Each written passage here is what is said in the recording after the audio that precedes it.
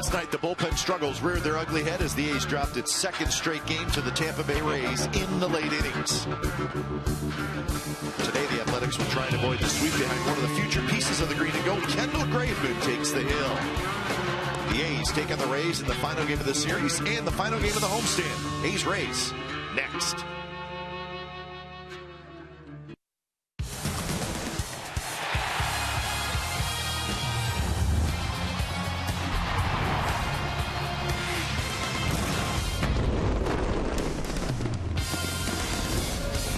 Beautiful day for baseball at the Coliseum as the A's wrap up Fan Appreciation Weekend. It is also the final game of the homestand, and Kendall Graveman will take them out for the Athletics, and he will be opposed by Rays right-hander Jake Odorizzi. So a couple of good young right-handers pitching today in the series finale. A's looking for a win. Rays coming up on CSN California. Good afternoon, everybody, and welcome to Oakland A's baseball. Along with Ray Fosse, I'm Glenn Kuiper. 21st start of the year for Kendall Graveman. He is winless in his last 7. Ray, what you hope for Graveman and really all the young pitchers for the A's is that they finish strong. Hopefully that starts today. Well, he started very weakly at the beginning of the season, but went down to AAA, and when he came back, he started pitching much better. And one of those starts was in St. Petersburg against the Rays. So that is a positive for him. Combined shutout, 6 innings of pitching against the Rays in St. Petersburg on that turf. Of course, facing them here for the first time. He's pitched well enough. He just has to throw the sinker, keep the ball down, get ground ball outs, and when he does that, he's going to have a lot of success and start picking up more wins. Well, Ike Davis out for the year, so Mark Canha's going to get the bulk of the time at first base. And Ray, I really think he has a chance to be a good hitter. He seems to have a good idea at the plate, and right now, he's the A's hottest hitter. You know, it's not often you take a Rule 5 player. He usually maybe 24th or 25th player, but not for Mark Canha. He's in a very good position now. He's swinging the bat well. A lot of 2-strike hits came through big time last night when he hit a home run straightaway center field. But everything he is doing is positive. Playing first base, playing left field, but especially swinging the bat. Here's his shot. This was 0-2 that he hit straightaway to center field last night to tie the game. So Mark Canha is getting a chance to play a lot, and he's showing that he's a very good hitter. So Odorizzi and Graveman is your pitching matchup, and the Rays are just a game and a half behind that race for the second wild card. So they are right in this pennant race. A's and the Rays coming up on CSN California. We'll have lineups and first pitch from the Coliseum when we come back.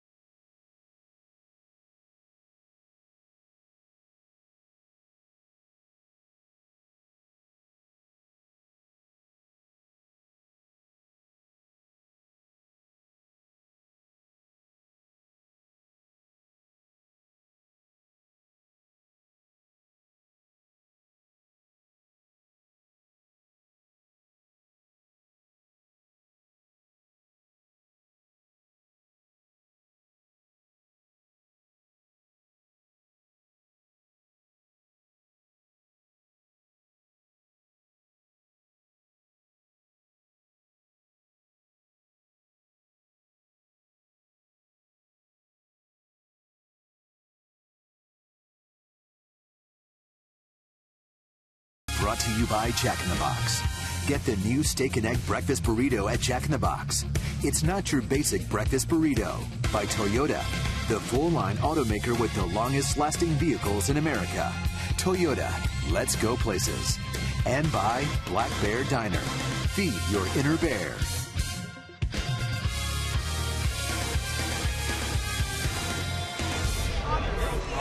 Well, Little League Day, as it always is on Sunday, where the Little Leaguers come on out with the big leaguers, and we love it. And so do the A's players, and so do the little knuckles from Brett Laurie. Doesn't get any better than that. So, Sunday afternoon baseball from the Coliseum, and the A's trying to salvage the final game of this 3-game series. Our weather today is presented by the Santa Cruz Beach Boardwalk. Get to the beach. The admission-free boardwalk is open daily.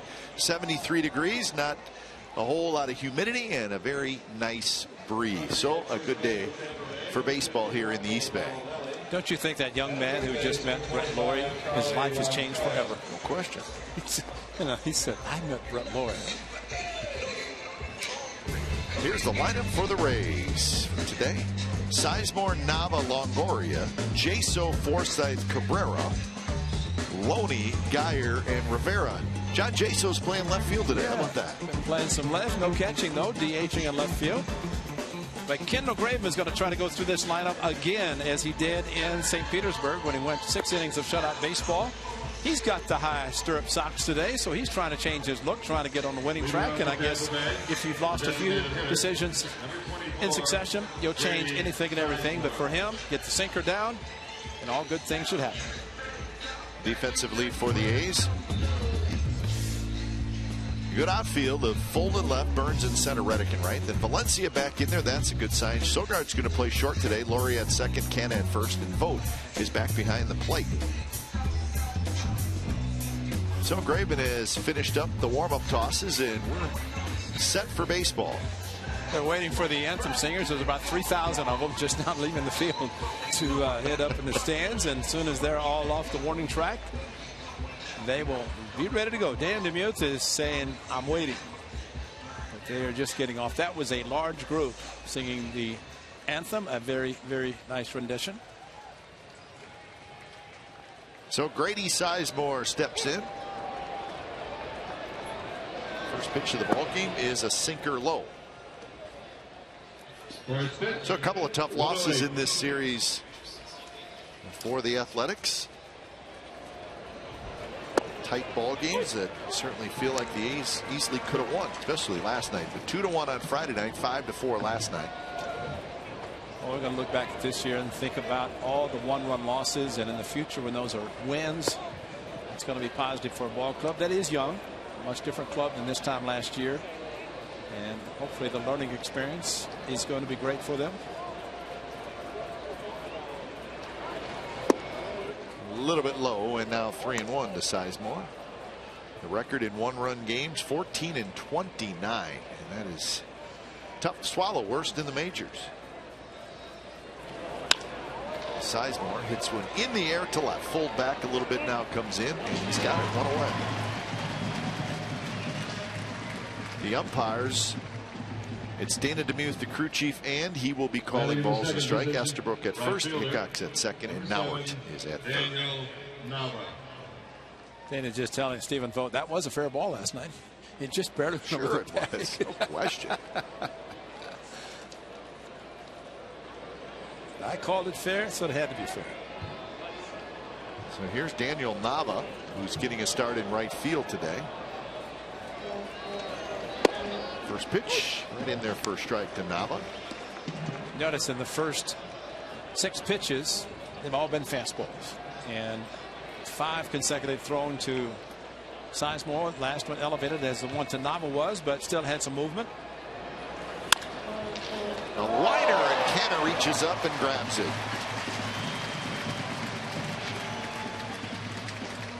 2-1. The sinker that came back, Nava hit it hard, and Canna just robbed him of double. Timed it perfectly, and Longoria. Very happy to have that big first baseman's mitt to be able to corral it. Move it around a lot, boy. That first baseman mitt, there's a lot of room when you catch the ball. It can move around. Big webbing. Got in the pocket, went up in the webbing. So 2 outs for Evan Longoria, 272, 13 home runs and 55 RBIs. He's been able to keep Longoria quiet in this series. He's 0 for 8.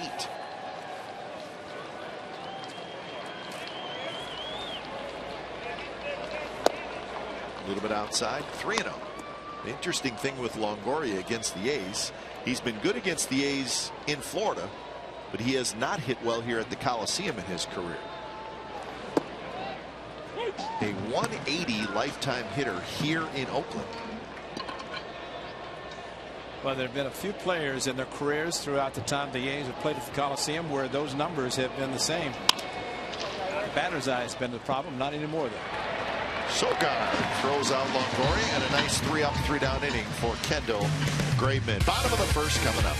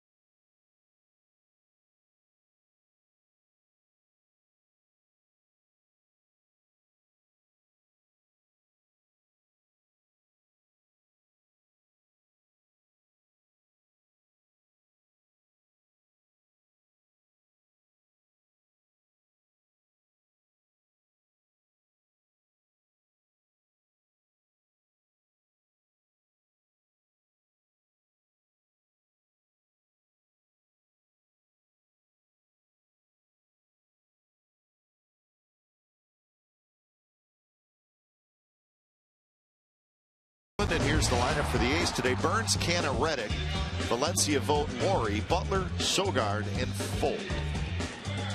One of the good ones for the Rays, Jake Odorizzi, and he is making his 21st start of the season and trying to get above 500. He stands at 6-6. A start against the A's, which happened last year, and he walked a bunch of batters. And the A's were able to get some 2-out hits against him, and they hope to do the same, as they know exactly how he pitches and just basic assortment of pitches, but he does have a split finger fastball he likes to go to for the strikeout pitch. 2-4 seam fastball, curve, cutter, slider, and got the split. And he's pretty good. Yes, he is. The A's are fortunate they have not faced him a lot. First pitch to Burns is a fastball high. 289 with a couple of home runs for Billy Burns.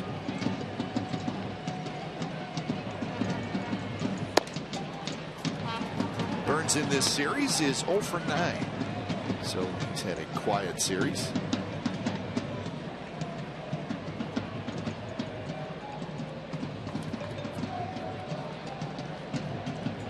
Canna to follow, and then Reddick here in the first. That one fouled right near Mark Canna, who watches it bounce off the screen.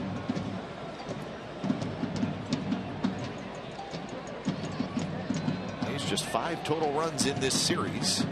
Looking for a little more offense tonight or today. I think we saw last night Canna and Fegley hit the home runs. And also 3 hit by the Rays. How well the ball was carrying. It was a 6:05 first pitch last night. Was the fireworks. Ball carries that well at night or in the twilight, you know it's going to carry better today. He didn't need any help last night. Canna smoked one to straightaway center.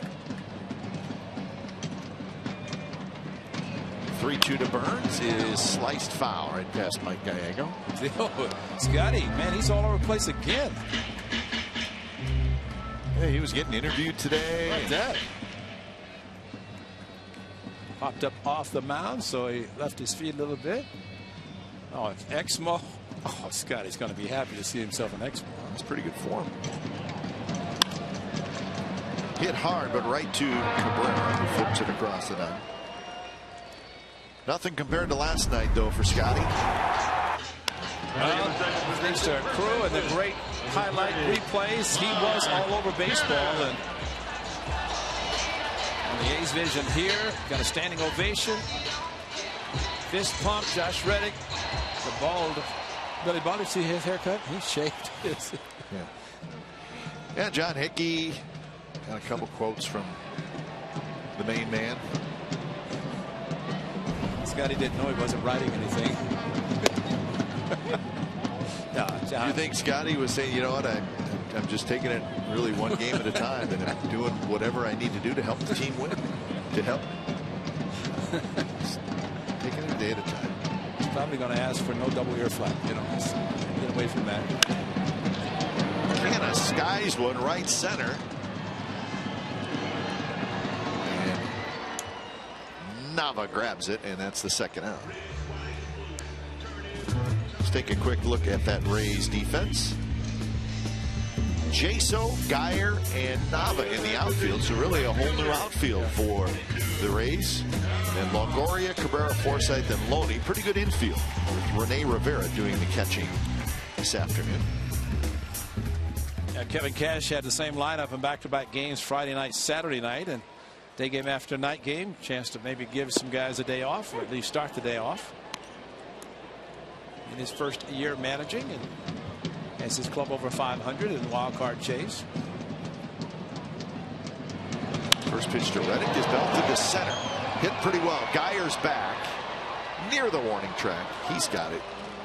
Side retired, so each pitcher with a 3-up, 3-down first inning. Second inning coming up.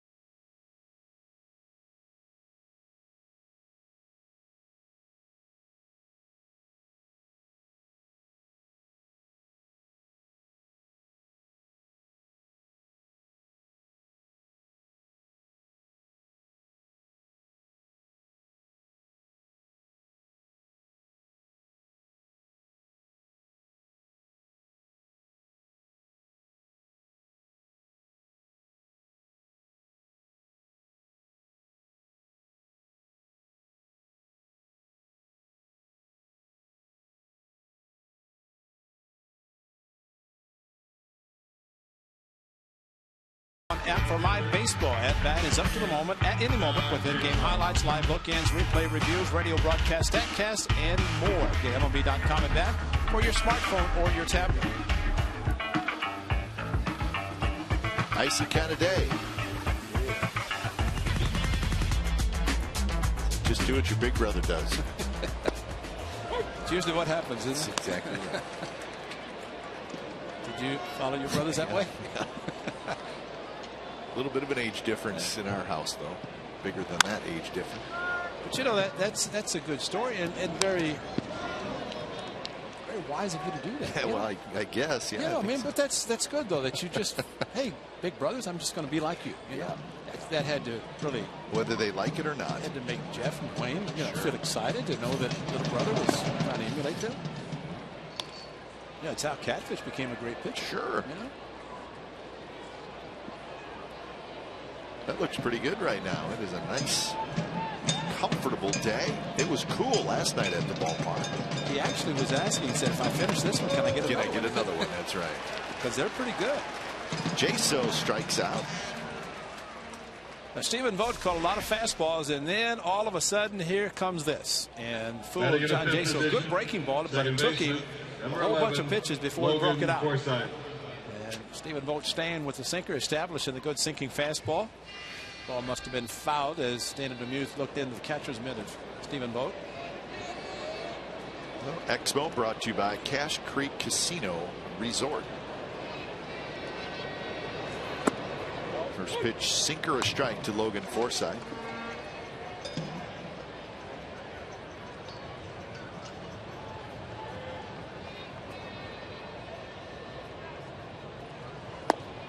It's a breaking ball and it's outside. 1-1 to Forsythe, who has had a good series. Got a homer, a double. He scored a couple of runs. Well, I think you said it best Friday night. He has found a home the way he performed this weekend against the A's and doing everything, whether it's defensively or swinging the bat. I mean, those are good numbers. Absolutely. For second baseman. Yeah. Well, that's what they're talking about with Brett Lawrie. Put his numbers at second versus third, and you know you're really happy to see those numbers. Not that they're not bad at third, but third is more of a 25-30 home run position. Hit a home run last night, did Forsythe. And it was a no doubter. This breaking ball that just did not break as sharply as Sonny wanted it, and ended up very deep in left field. That was early in the game. 1 of 3 given up by Sonny last night, which is hard to believe.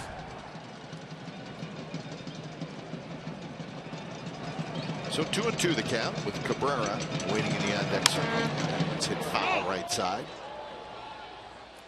I think that pitch right there, Cap, is indicative of what happens when you have a good breaking ball, and the fact that he threw a good one to Jaso to strike him out with the 2 strikes, but then Forsythe gets 2 strikes and he's late on the fastball, so it makes him at least think about the good breaking ball.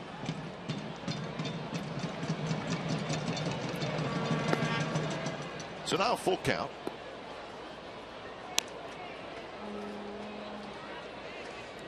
Sonny was 3 outs away from a win last night. He pitched well. Maybe not 100% on top of his game, but with him, 80% is plenty good.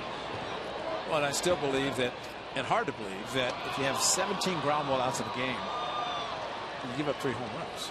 I mean, you're keeping the ball on the ground. Exactly. And that was the strange part about it. They were all solo, which is great. I mean, if you're giving them up solos, it's the way you want to do it. But it's a breaking ball. We saw the one Forsythe hit was a breaking ball that didn't break sharply. And a curve, pretty good take by Forsythe, and he gets the walk. First base runner in the ball game.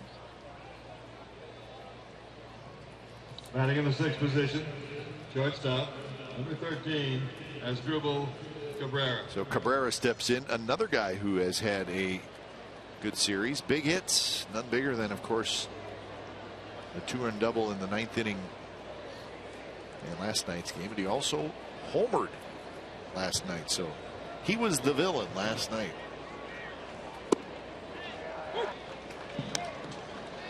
Cabrera was a free agent this past offseason, and he signed a 1-year deal, about $7.5 million to play shortstop for the Rays. And he's really done a good job. Pops this one up. Third base side. Valencia makes the catch. 2 away. Well, this was the big one in the 9th inning. Curveball stayed back, and that was after hitting a breaking ball to left center for a solo home run. And this one was the big one because it scored 2. And that was second and third, 1 out. First pitch breaking ball, and he hit it right down the first base from right field line. So Loney steps in. .262 with 4 home runs for Loney. Tossed out of the game last night by Paul Nauert. 1 for 7 in the series, sitting at 99 career home runs.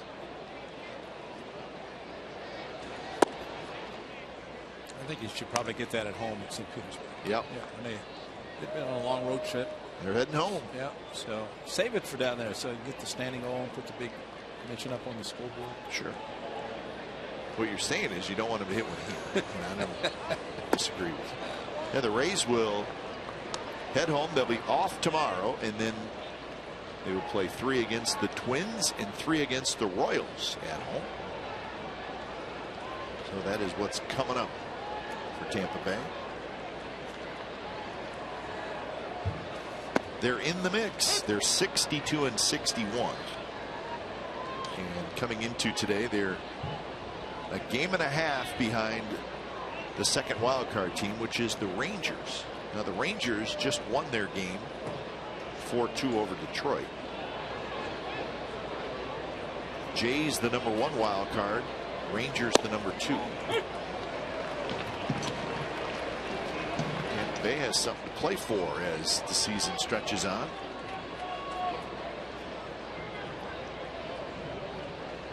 They got lots of home games left, so that's an advantage for them, they hope at least. Swing and a miss, and runners going, and the ball popped up out of the hand of Vogt, so it'll be a stolen base for Forsythe. David Lemieux might have indicated a foul tip. Something happened. I mean, the transfer for Stephen Vogt came up quickly, and if it was a foul tip, you see he makes contact. Watching Dana Lemieux, looked like he put his hands together, which would indicate a foul tip, and Stephen Vogt caught it, and of course it was a foul tip. If he dropped it, he couldn't have stolen base. So count remains full. Runner in scoring position now for the Rays.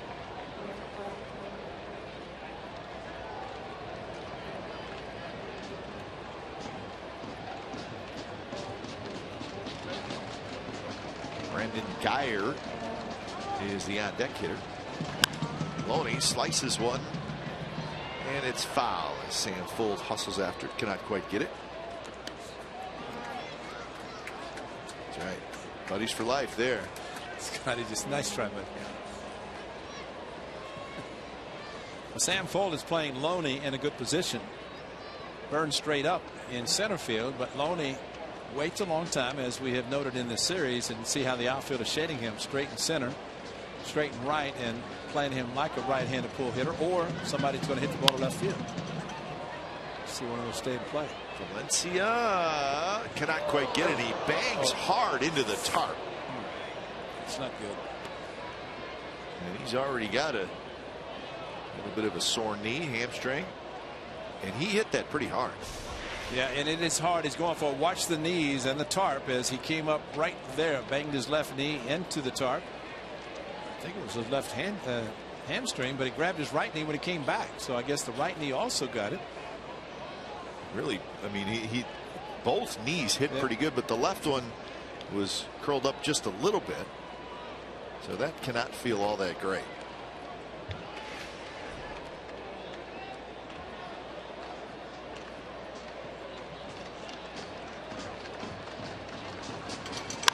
"3-2" is hit to left field. Fuld makes the catch, a step into foul territory, and Forsythe is stranded at second base. Bottom of the second coming up. No score.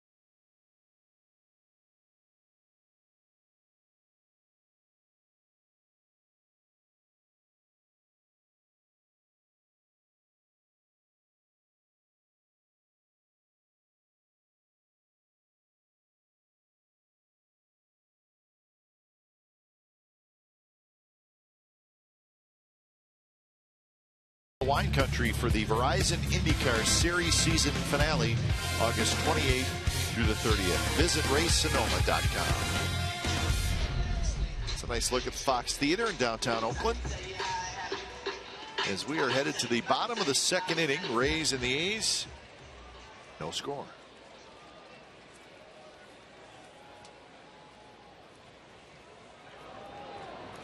Maybe the first game for that little one. Down in the sun, nice to see the bonnet, the hat. Because while we are nice and comfortable up here, we get down in the sun, you can feel it. Cabrera flips it across. Valencia is out on one pitch. Getting ready for Arizona. Although we will not be in the sun doing the game, but there is an off day. 3 in Seattle, Monday, Tuesday, Wednesday, and then A's will fly to Arizona Wednesday night and have an off day on Thursday, and then 3 against Chip Hale and the Diamondbacks, who they're playing good baseball right now. In fact, they're trying to make themselves a factor in the National League West. They won again today. We're talking about the Diamondbacks. They've won 4 in a row. They're a game over 500. Still chasing the Dodgers and the Giants, but they're a hot team right now, the D-backs. Under Chip Hale.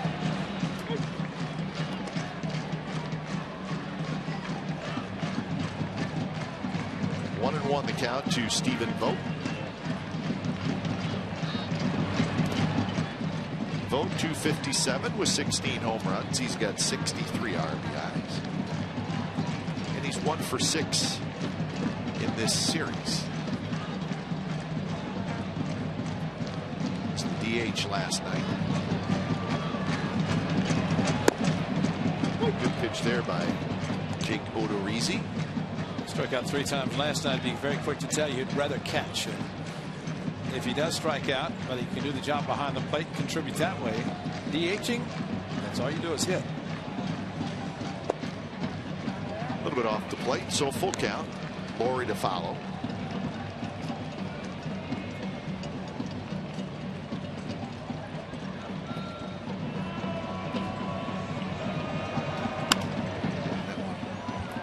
Sliced into the seats for the A's bullpen, and a good play. Yep.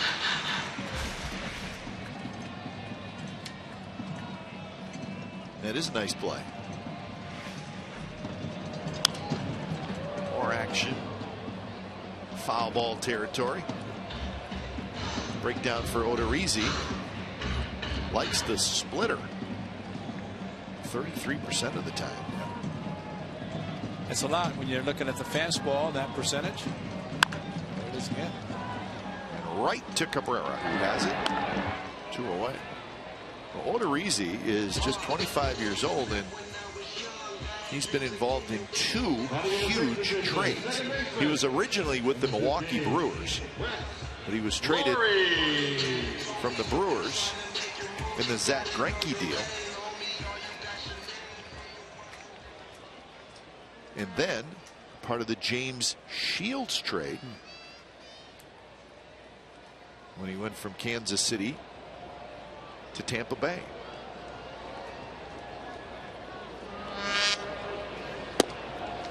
That's a good trade for Tampa Bay. The one guy they gave up is continued to pitch well, even though Shields is now with San Diego. But that's Wade Davis. He was part of that trade as well. It was all part of the Will Myers trade. Right. Will Myers was the name that the Rays wanted when the Royals wanted Shields, and Will Myers went to Tampa Bay, and now he's with San Diego. And everybody thought it was a strike except Dana DeMuth. And thank you very much. That's beautiful. And you know, Rivera might have jumped up too quickly and blocked the sight lines of the home plate umpire. No, he stayed down. He just he's looking at it. This one's poked to right field. Nava's back. He's got it. side retired. 6 up, 6 down for Jake Odorizzi, and we're moving to the third. No score.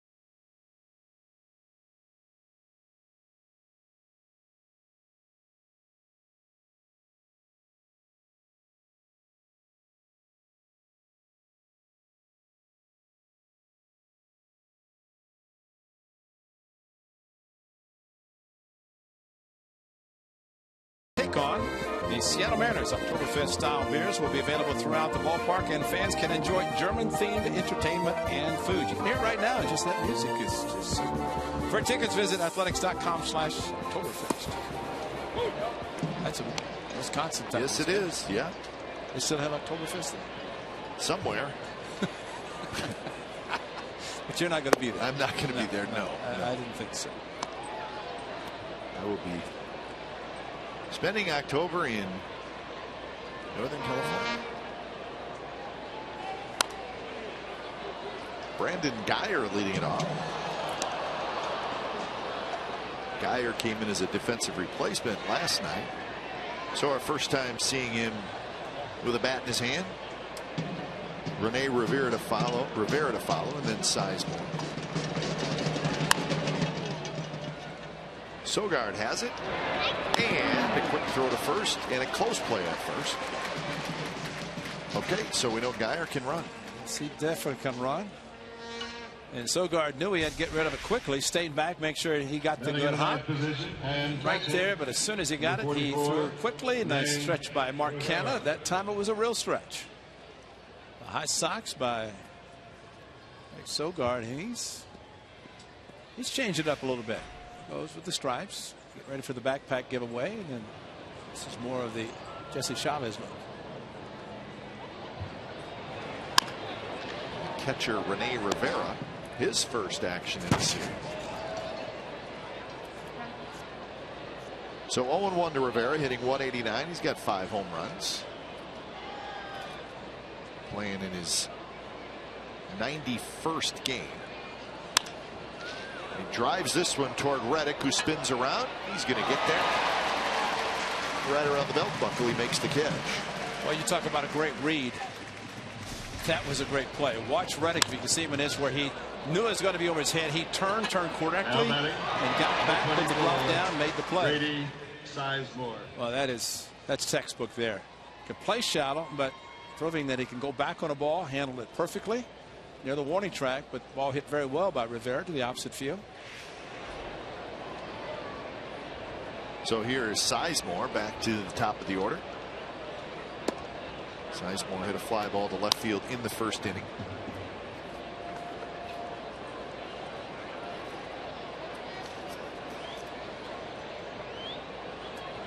Two for 7 in the series, a double and a walk. Breaking ball that drops in their first strike.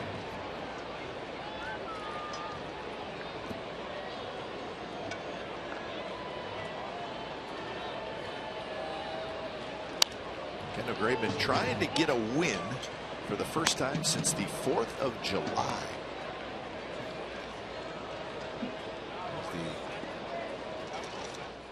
The run support for Graveman, not good. Odorizzi, not good. 2 guys on the Tampa Bay club, Carnes and Odorizzi.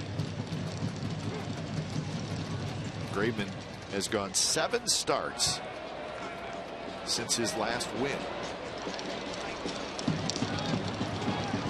As you see, Mike Montgomery in Seattle this upcoming road trip.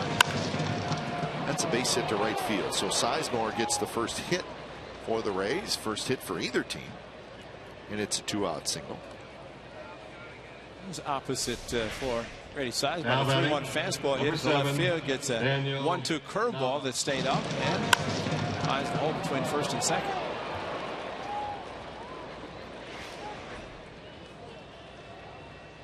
So here's Nava, the switch hitter.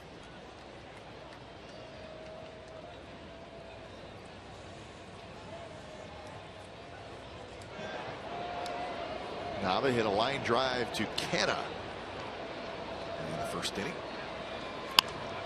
Fouls that one back. Graveman started against these Rays. We talked a little bit about it in the open of our show back in the 23rd of May, and he was very good. 6 shutout innings. Picked up the win. He's won that game 5-0.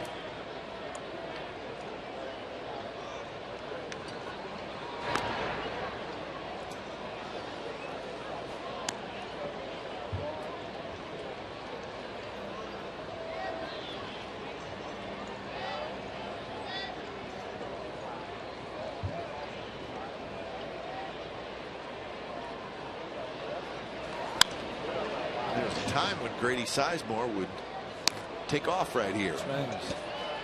Great base stealing. Not so much anymore. He was so popular in Cleveland. Had a consecutive games played streak. Had Grady's ladies.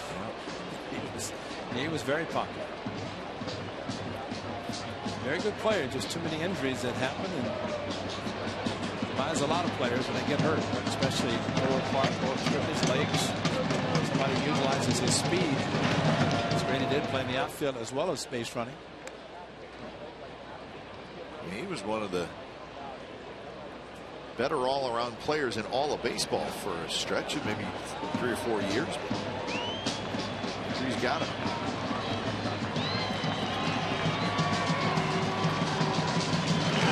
Does run there.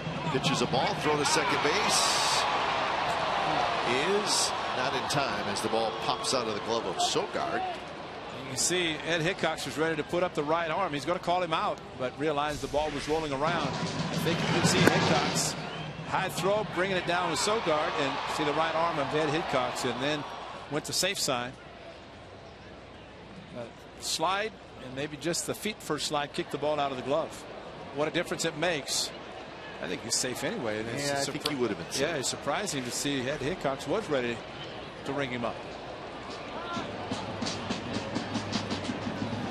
1-2 pitch. Nava swings and misses, so a good time for the second strikeout of the game for Kendall Graveman, and another runner stranded at second base. Bottom of the 3rd coming up.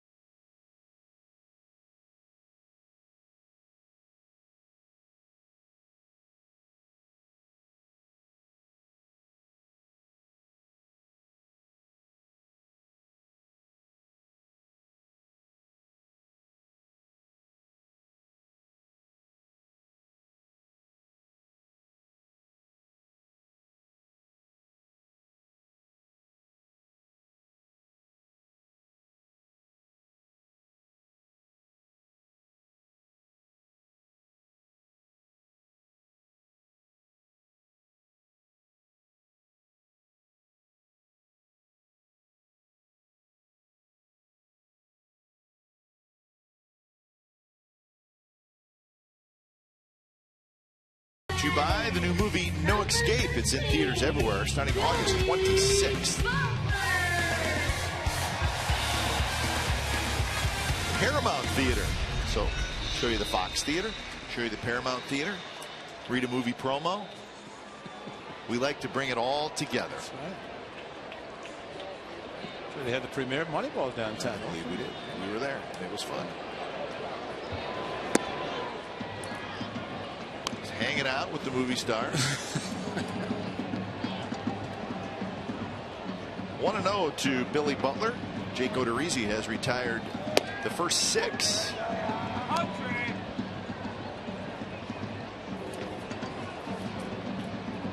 Just another good young pitcher for the Rays. They seem to have a lot of them.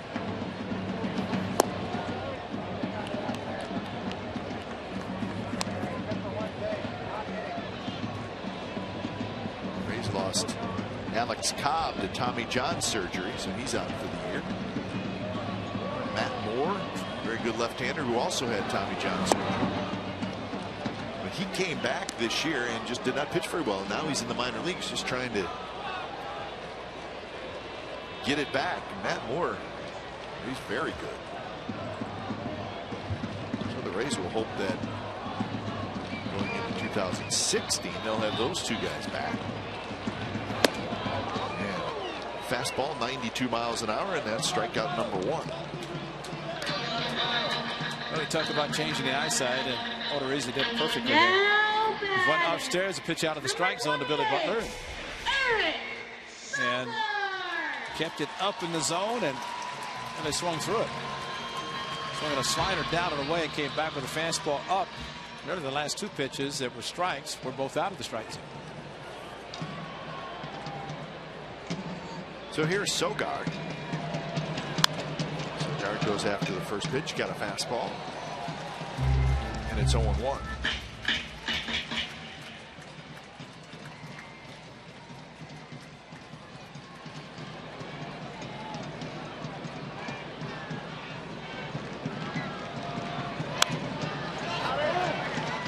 Pop up, and this one will reach the seats. Sogard getting a start at shortstop today. Marcus Semien, who has not had a lot of days off, gets one today. See how nice Rivera's being a Dana DeMuth after he started running the dugout, the 0-2 pitch.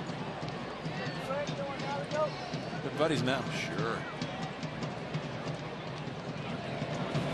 Well, you're always going to be buddies as long as the hitter eventually makes an out. Yeah. Sogard is called out on strikes. Well, they went soft, and then a fastball hard right to the outside corner, and Dana DeMuth with that. Couldn't wait to get the called strike 3 sign that he uses.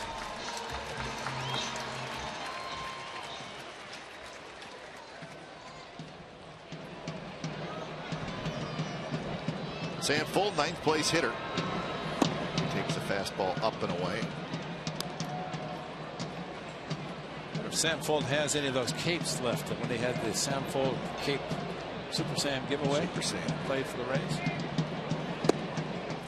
Met a season ticket holder yesterday who had a Super Sam jersey on. That's right. Yeah. That's right. This young lady, number 23, Super Sam.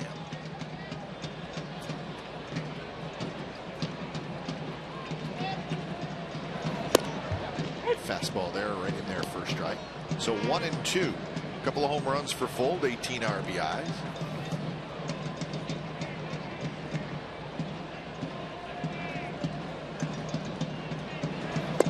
And a high fastball, and Jake Odorizzi strikes out the side in the 3rd. So he has gone 9 up, 9 down, and we are scoreless after 3.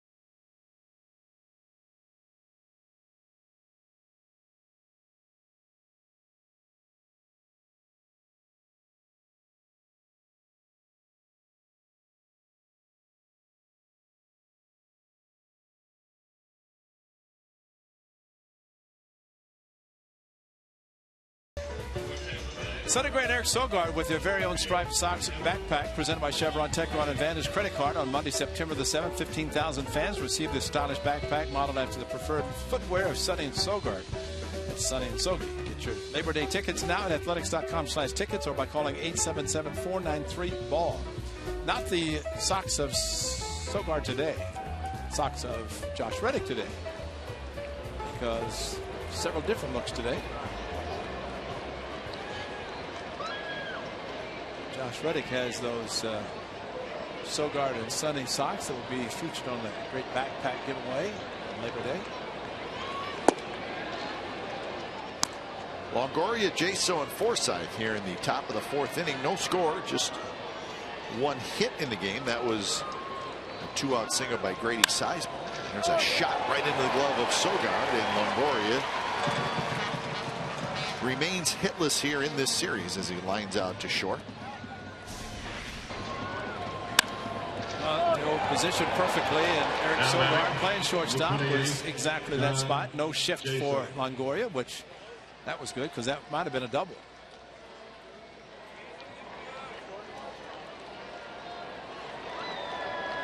Jaso struck out in the 2nd inning. Sinker is low. This is the 5th time this year that Jaso has started a game in left field.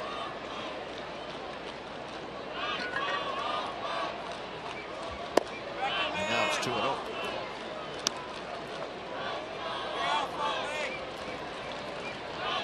Jaso will be a free agent after this season.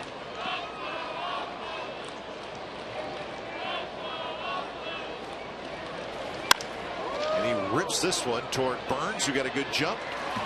Burns, moving quickly to his left, makes the catch. A couple of hard hit outs here in the 4th inning, but Graveman will take it. Sounded like maybe a little bit towards the end of the bat, unlike what happened last night when Jaso hit the home run, his 2nd of the season. Cap, you mentioned his pending free agency. The fact that he has been cleared to catch, which is going to help him as far as signing with the team. Playing the outfield right now, could DH. Kevin Cash said they're trying to avoid having him catch. But the fact that he's been cleared medically to catch, that's a big plus for him. And if he shows he can play a little bit of left field, that's a plus as well. He's always been a good hitter and put in the leadoff spot. Even when he was catching, he was leading off. Joe Madden started that with him in Tampa.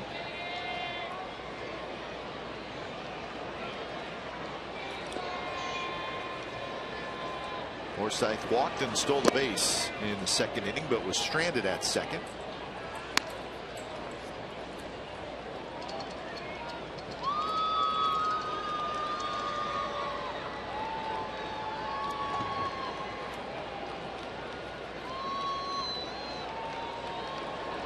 Forsythe with 14 home runs. He pops this one up. Canna hustling over, so is Vogt, and Canna has it tipped right off the end of his glove, and then it bounces up over the dugout and into the seats. Always a long run when you're playing back in normal position and like holding a runner at first base, and he knew he was approaching the dugout. Absolutely zero help from the Rays, which is understandable. They're the visiting team, so they're all just observing, standing there.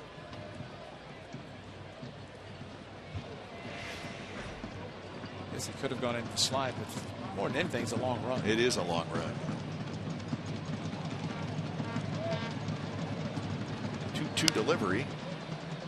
This one should be playable for Reddick. And Reddick grabs it. Side retired. 10-pitch inning for Kendall Graveman. And we're going to the bottom of the 4th. A's will have the top of the order looking for their first hit. We'll be back.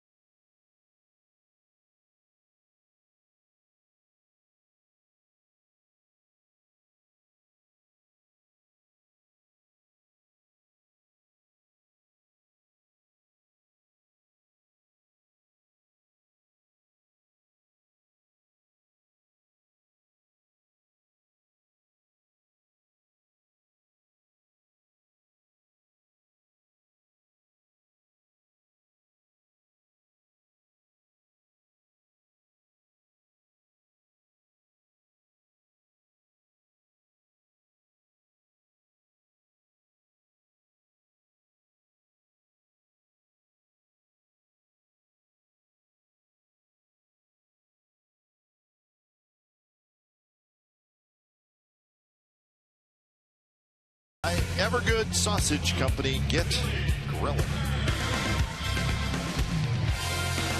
More beautiful shots of Oakland, the Tribune Tower. And plenty of sunshine today. It's a beautiful day. Closing in on fall just a little bit.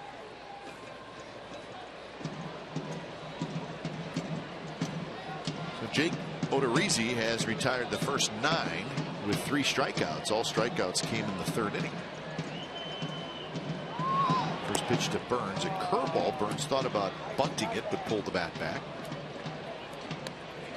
A nice day today with players out on the field in the warning track and season ticket holders. Fan appreciation weekend, so a lot of good things for the fans this weekend. It's always nice when fans get to get down close and personal with the players, see them firsthand as opposed to. Headed toward the gap, and nobody's going to get it. It one-hops the wall. Burns rounds second, and he will make it to third with a head-first dive, a leadoff triple for Billy Burns.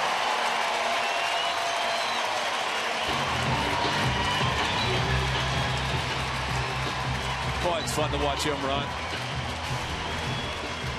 Faked to bunt, actually thought about bunting, and then Odorizzi gave him a perfect pitch, almost like the one he hit off Ramirez for his first home run in St. Petersburg. Boy, at the gap, and with Nava playing shallow as outfielders do, and Billy Burns, just watch him run. This is all on him. He does not have to look at Mike Gallego, and helmet's going to fly off. He doesn't even need to slide. He could have been standing up, but decided to go into the slide, a head-first slide, and he's the first hit. And have a chance to score the first run if contact can be made. And it's Canna.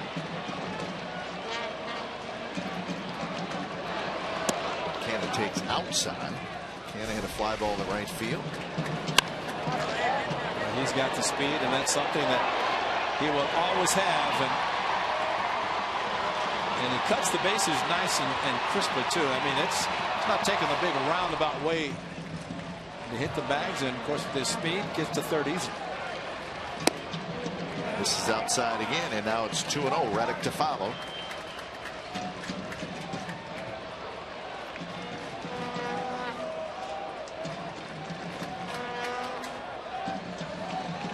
See, the corner infielder's in. Not all the way in, but in some. Longoria actually backs off a little bit. And there's a strike, and it's 2-1 to Canna.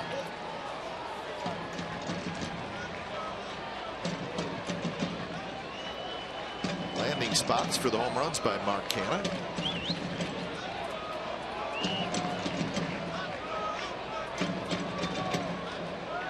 One of those in left field was a long one against the Rays in St. Petersburg. It was a 3-run shot against Ramirez. Gonna miss. 2-2. Odorizzi 91 miles an hour, but he's getting swing throughs with that velocity.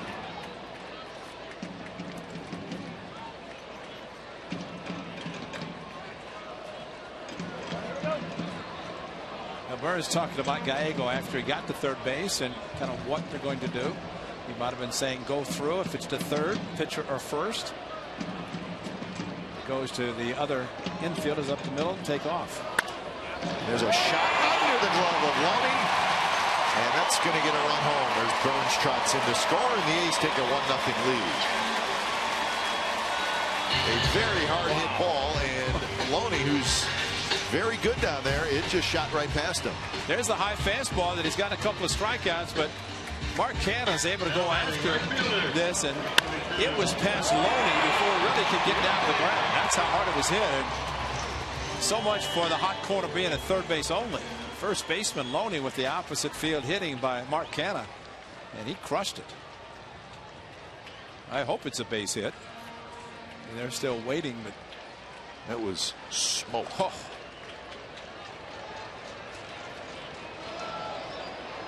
First pitch to Reddick is in for a strike. You know what makes that difficult? If you're a first baseman with a right-handed hitter, you're really not expecting to see a lot of it. Yeah, that's true. It is a hit. They've got 2 on the board, I'm assuming, although we have not heard anything in-house. But somebody operating the scoreboard, Jeff Farrell maybe put up a hit because he knew it a hit. Should have been. I mean, it was hit hard like a pull hitter from the left side. Exactly. And if a left-hander hits one to third, similarly, you're just kind of not expecting. Reddick, a fly ball to center field, fairly deep in the first inning. And he bounces this one to Loney, who fires to second for one. Back to first. Odorizzi covering, not in time. I don't know if Odorizzi got his foot on the bag. He was maybe searching for the bag just a little bit. I think Kevin Cash, I don't know if he immediately called for them to take a look at it, or he is at least waiting to talk to his people upstairs, but nicely turned. See, Odorizzi right at the end put his foot, and maybe that was why he was called. See, is he on? He's not on. This is when he goes later, and that was late. Exactly. And I think he's not on the bag if he's there, feeling for it, and then after Reddick hit it, then he put his foot on the bag, and I think Mr. Cash might be going back to the dugout. At least he should, because that shot there shows his foot was getting on late, and yeah, he's saying let's play it. And that was smart, because if their people saw what we saw, he didn't get on initially and then reach for it, and that was the Mike Estabrook making the call at first after the quick jab by the pitcher. So Reddick aboard on the fielder's choice, and that'll bring up Valencia.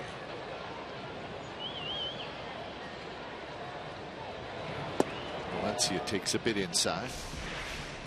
Now, this is a great shot. Watch the foot of Odorizzi as he gets the bag. He's close to it. Puts his right foot down. He misses it. Reddick comes in, hits the bag, and then Odorizzi reached for it, and he was late. I think if he would have found it right away, he may have got Reddick, but that little hesitation. Well, the difficult thing for a pitcher running over, that's hard, is to watch the ball coming from the shortstop at second base. And all you do is take your eye off to find the bag, and you're going to miss the ball. So it's better to catch the ball, then find the bag, which he was trying to do.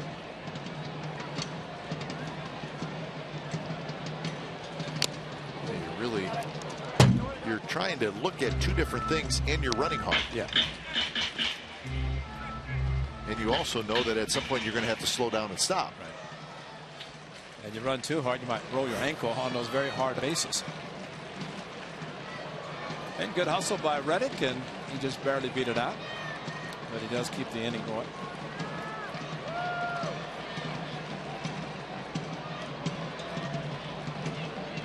Two and one to Valencia, who grounded out to short his first at bat, and he hits this one toward third. Longoria has it out at second, and a nice turn by Forsythe, and the inning is over, but the A's get a run. It was a Billy Burns triple, it was a Mark Canha single, and that's how the A's got the run. So fifth inning coming up, it's the A's 1 and the Rays nothing.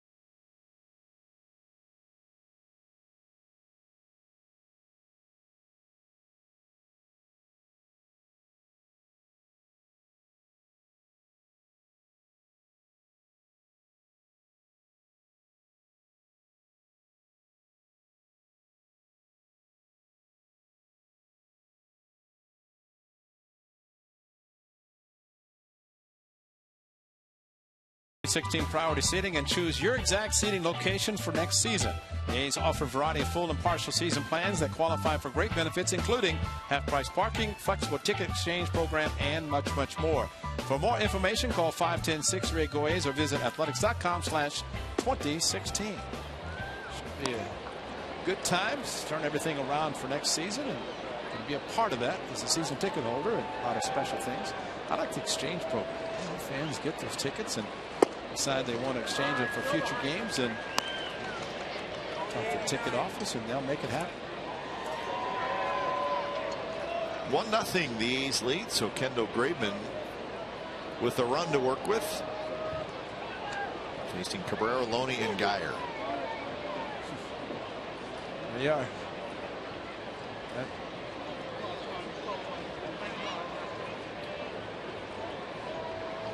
Last 22 games, if it's all red, that's a good thing. So if they roll it, he may still hit it. Must be really hot. Yeah, it's on fire. It's kind of like Northern California. Yeah, unfortunately.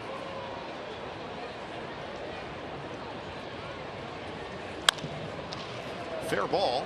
And Canna stays down on it. Flips to Graveman. And that's out number 1. Now, Mark Canna is really improving at first base, but one of the things was right there.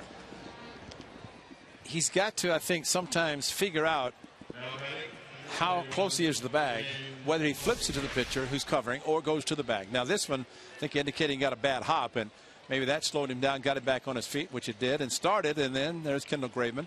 That's a long toss. And then you maybe still start running at the bag a little bit as he did there, but a little bit farther, because he led him nicely. But you know, sometimes you want to keep the pitcher out of it instead of having to flip the ball. Just only flip it if you have to. Exactly. Great point.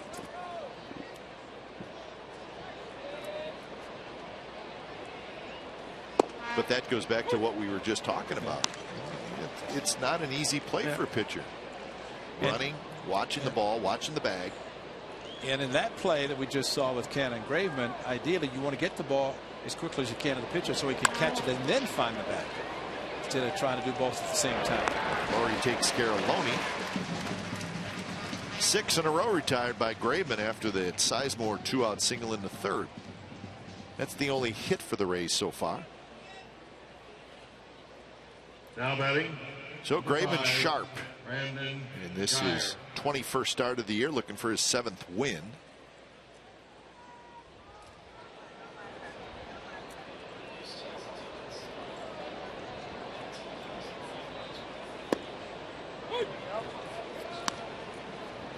This is Brandon Geyer, who grounded out to the shortstop in the 3rd inning.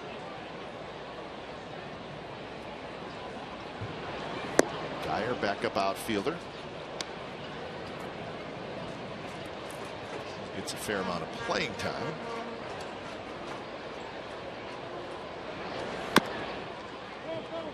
Well, Graveman ahead in the count, 1-2. Pitch count for Graveman, 69.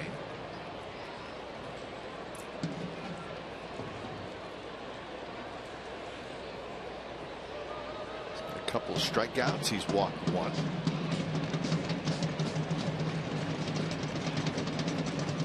Setting up inside, and it's hit hard into left field for a base hit. So Geyer gets the 2nd hit for the Rays. Well, sinker ball pitch, you can say, well, this is why I don't want to throw too many, but you get the ball down there, you tip your hat to the hitter. Now batting. He just put a good swing on a good sinker. That could have been right to the third baseman, a shortstop. And your sinker ball pitcher, sometimes the balls get into the outfield, not to the infielders. But you still take your chances with balls on the ground versus in the air. So here's the catcher, Rene Rivera, 9th place hitter. A little bit outside.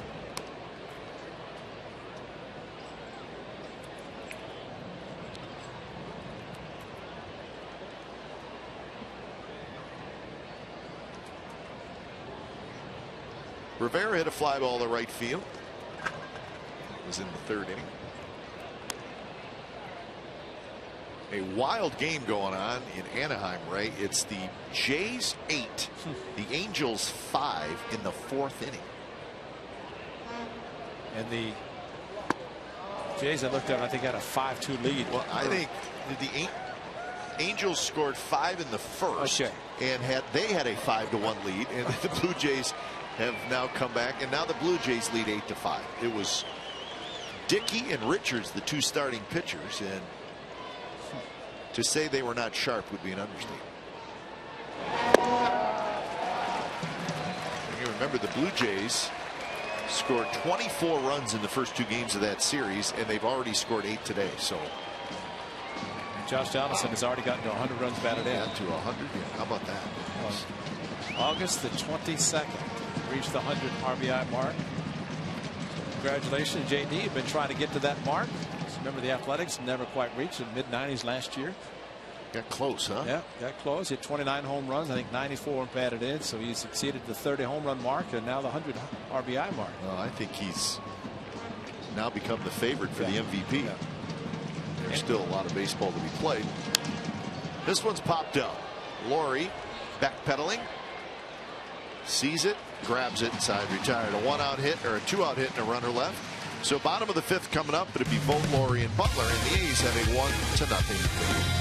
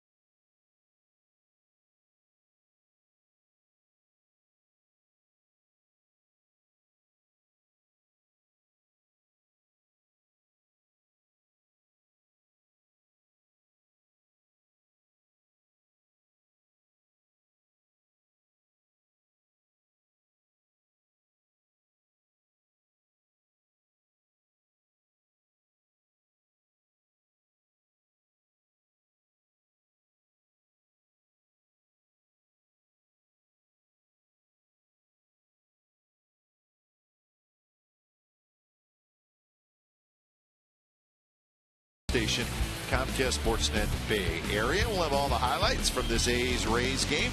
Latest on the baseball pennant races and Raiders recap with insider Scott Bair. Kelly Johnson and Henry Wolford will host.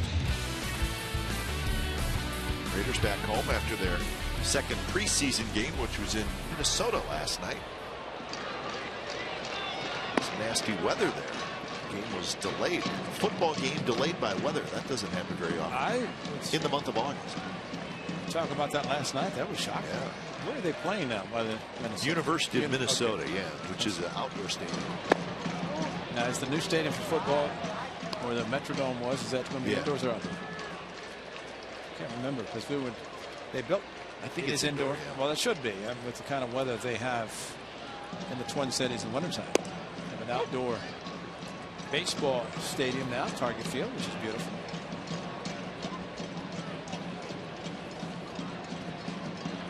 Stephen Vogt grounded out his first at bat. That was in the second inning.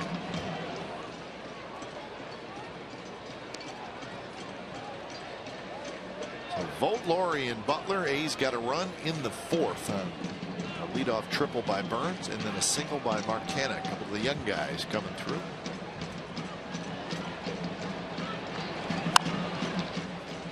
Tap to the right side. Vogt grounds out for the second time. So Laurie will hit.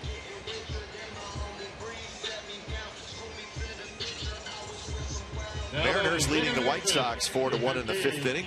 Danks for Chicago, Walker for Seattle. Mariners trying to avoid being swept before hosting the Athletics. I think Fernando Rodney got let go. Oh, what a quick downturn for him. Yeah, I was going to say he was pretty good last year. This year, he never really got rolling, and now he's been let go by the Mariners, designated for assignment. Maybe all those naps he was taking in the clubhouse. He was talking. People say, "How did you know when to go out to get ready to close?" And he said, "I just take a nap at the clubhouse." Do you have an alarm clock? No, I just knew when to wake up. Maybe he forgot. Because when he came in the game here, one time when they had a 4-run lead, and he walked in like, "What are you doing?" And they ended up giving up 4 runs.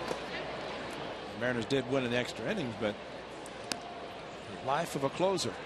Well, the Mariners tried to stick with him as long as they could this year, but at some point, no matter whether you're having a good year or a bad year as a team, if your closer is really struggling, make a change. See, they made the change a while ago with Carson Smith taking over closing games.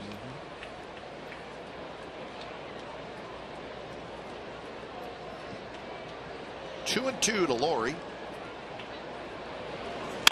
And that one's driven towards center. And what a jump by Geyer to Laurie. I don't know that you can hit a ball any harder than that. But you're right about Geyer in center field. We've seen Kiermaier run down balls, but from our vantage point, we get to see the jumps of these outfielders, and Geyer did a great job just immediately taking off in the air where the ball came down and caught it without a problem. So you play shallow, get great jumps like that, you're going to rob a lot of guys of hits. So here's Butler. Butler struck out in the 3rd. Rangers won again. They beat the Tigers 4-2, and the Rangers just remain hot. They have won 9 out of their last 11. Cole Hamels got his first win for Texas. Collison his 25th save. It's pretty nice when someone with the resume of Hamels says, "I want to get in part of the act," because the way the Rangers have been playing, and Cole Hamels jumps in, and that's a great acquisition by the Rangers going down the stretch. For the Rangers, who are right now the 2nd wild card team, they are 3.5 games back of the Astros in the West. The Astros are tied 2-2 in the 10th inning against the Dodgers. Dodgers took a 2-1 lead into the bottom of the 9th, and the Astros scored a run. So they finally got to Jensen. They got to Jensen and he gave them a run. So there's the wild card. Yankees and Blue Jays are now tied, which means they're also tied in the Eastern Division because the Yankees just lost. So Rangers, Angels, Orioles, Twins, Rays, all within 2 games of that 2nd wild card spot. So this is going to be a lot of fun watching that group. And you've said it, and it makes it fun for us as well, knowing that, well, the A's are going to play the Rangers 2 more series. They're going to play the Angels 2 more series. They're going to play the Astros. So the A's are going to be playing meaningful games, even though they're meaningful for the other team. But that's good. Yeah, very good. So Butler strikes out for the 2nd time, and it's a 3-up, 3-down inning for Jake Odorizzi. He's got 4 strikeouts. A's with a 1-0 lead after 5.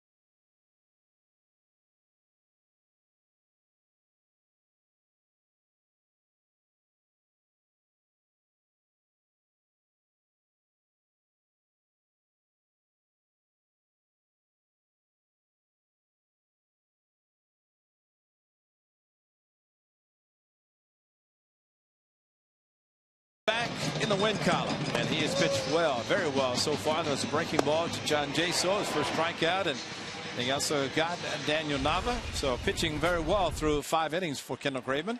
Got him for 9 fly ball outs, 4 ground ball outs, and he's given up just 2 hits. The A's have scored 1 run, and so far that's all Kendall Graveman has needed. Would like to get more, but pitching very well today. First pitch to Sizemore, hit up the middle and into center field as Graveman had to get out of the way of that one. Bounced right over the bag for a leadoff single for Sizemore. He's 2 for 3. Well, he looked like he went after it, went between his legs, and then stumbled a little bit.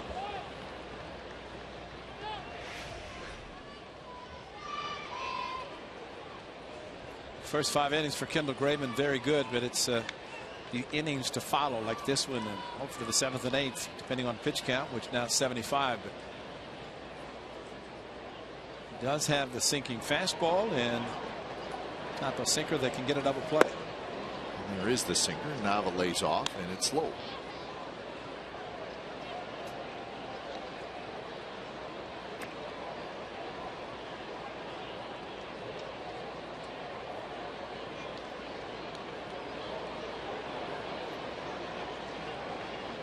Sizemore stole the bag in the 3rd, so keep an eye on that.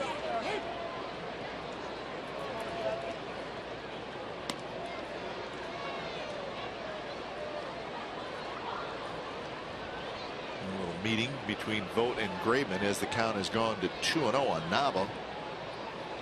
Longoria and Jaso to follow.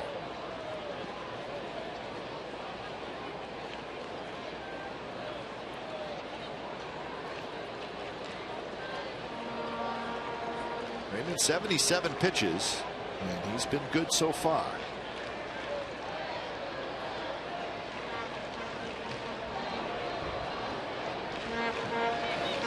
And that's hit hard to Lord, who scoops out at second, on to first, double play.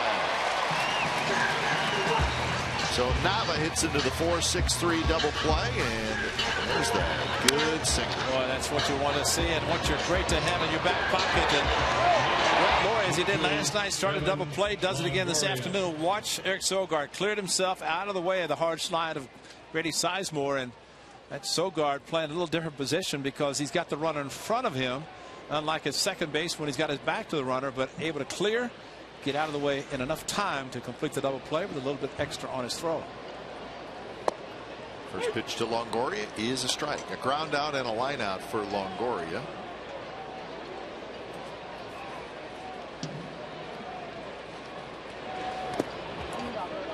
Longoria is 0 for 10 in the series.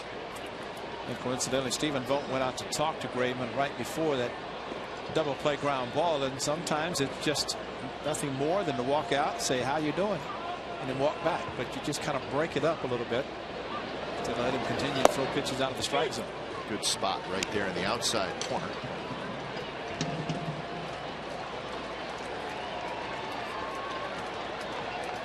So Graveman ahead 1-2. Had to go out there again, and now the count is even.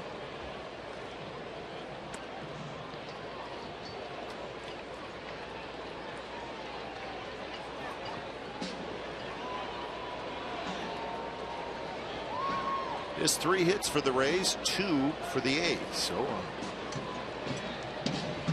pitcher's duel this afternoon. And we've got a pretty good chunk of Stephen Vogt.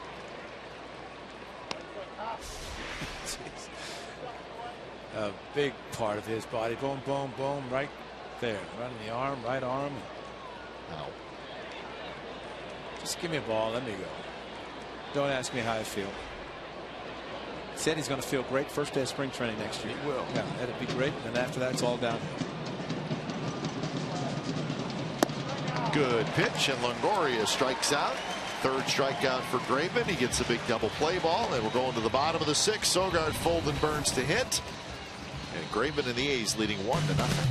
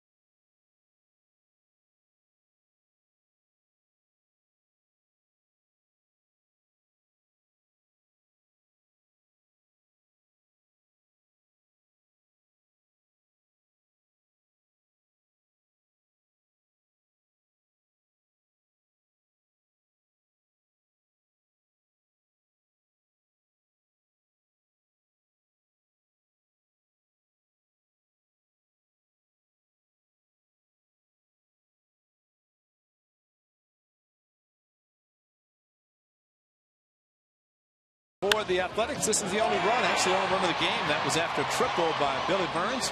Mark Canha with a hard shot to right field, but it's been about Kendall Graveman. 6 innings of baseball, just 3 hits for Kendall Graveman in those 6 innings. And big double play here after a leadoff single by Sizemore. Turned nicely by the Athletics for a double play. And Kendall Graveman keeps mowing them down through 6 innings, looking for a win to end his streak of losing. Find out what's possible with AT&T. Call 1-800-PICK-ATT, mobilizing your world. A's nursing a 1-0 lead, bottom of the 6th inning. Sean Doolittle starting to throw.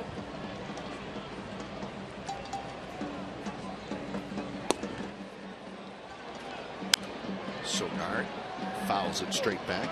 Odorizzi with 4 strikeouts. He has not walked anybody, and he's thrown 68 pitches.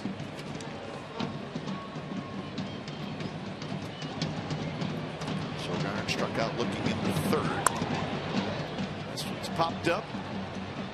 It'll be the catcher, Rene Rivera, who comes out from behind home plate, flips that mask, and he grabs the little pop-up. Eric Sogard has got 1 fastball and 2 at bats, so everything's soft with him. Not really challenging with fastballs. It's when you have to play defense. He's been doing that today at shortstop.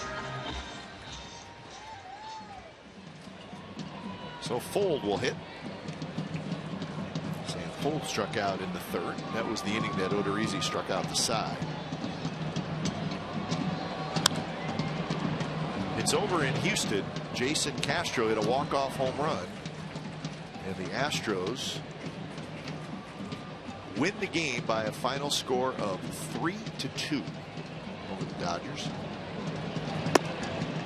So that means they've lost 5 in a row. They've lost 5 in a row, and it started, they being the Dodgers, it started right here on Tuesday night when they took a 4-1 lead into the bottom of the 8th inning, and the A's came back to tie it. So that was the start of a road trip for the Dodgers, and they have not won yet. So their lead over the Giants is now down to 1. And that was a Clayton Kershaw start today. And it seems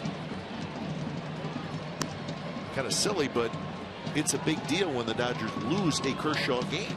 Well, that was the one. They did Tuesday, and they did again tonight. And today the Dodgers had a 2-1 lead going to the bottom of the 9th, and the Astros tied it in the 9th and won it in the 10th. So Kershaw pitched great, 8 innings. Well, he pitched 7 here, gave up 5 singles. Yep. So he goes 8 this afternoon. He'd just say, give me the ball. Well, yesterday, Greinke pitched well and lost. So they rely a lot on those 2 guys for very good reason. And it's a big deal when they lose a game that either of those guys started, and that has happened 2 games in a row. There's a shot under the glove of Cabrera, who was playing on the shift, and it was right to him, but it was also a very hard hit ball. So you know what's going to be sad about that? Cabrera's going to get an error, more than likely, and Full's going to not be given a hit. And if the shift is not used by the Rays, that's up to the Rays hit. It's just a regular old clean base hit. And you're saying nice going, and still have not hurt. He's still showing 2 hits on the board, but I mean, there's a case of a shift that they're playing him perfectly, but both might get penalized. There's still no call on it. There it is. And it is an error. So here's Burns. Burns bunts it up and over the backstop. That's the 3rd error in the series by the Rays. A's have committed 1.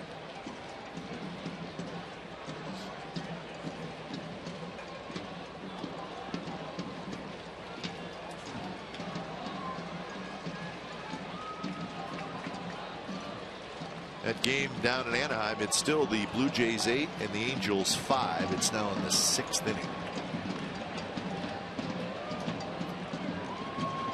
Longoria on the grass. Pitches outside.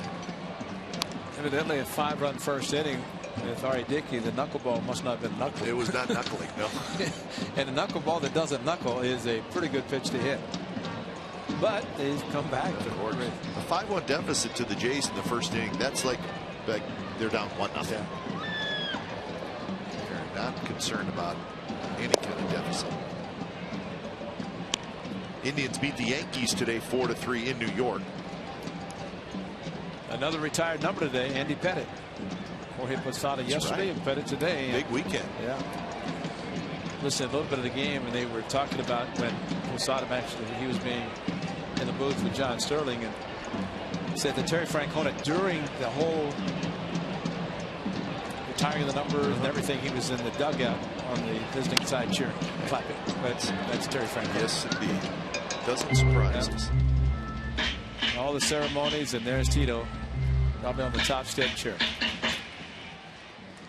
Sabathia started that game for the Yankees, and in the 3rd inning he left his right knee, which has been an issue for him for a while now, and it's really been bothering him more, and he had to leave the game due to it today. So that's not a great sign for the Yankees. No. And not for him, because just like you said, the knee problems that really curtailed his time last year. There was some concern whether he'd be able to come back, so it was good to see him back this year. But once again, Mike's, and they need him considering where they are in the division and trying to go down the stretch.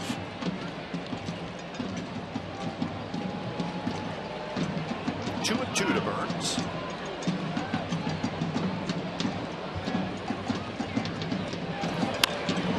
Runner goes, and it's slapped foul.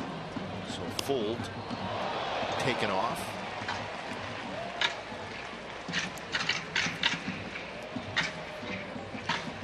Royals beat the Red Sox 8-6. It was a 4-run 9th inning for the Royals, so they just keep doing their thing. Royals now 75-48 on the year.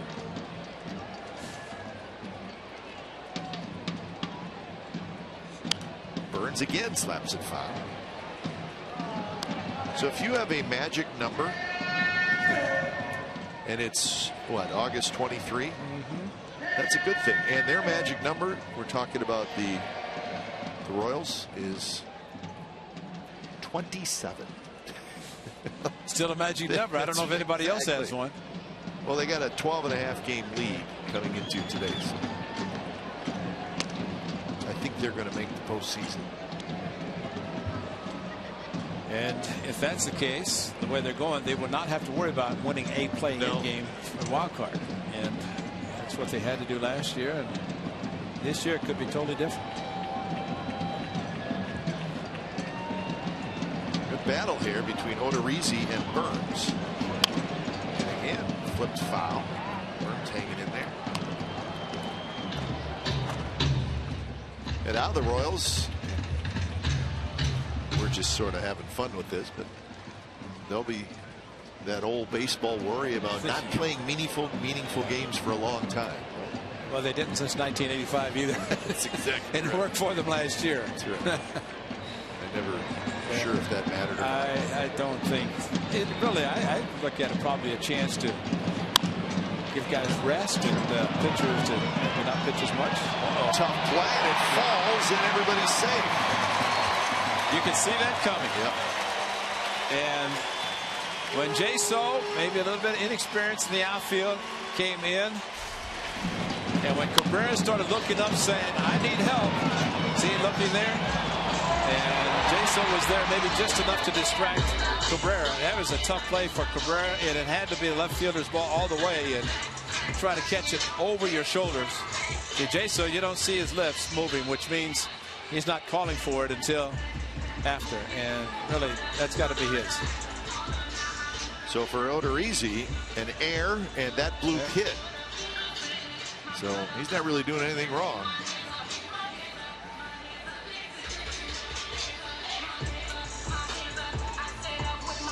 So he's at 84 pitches.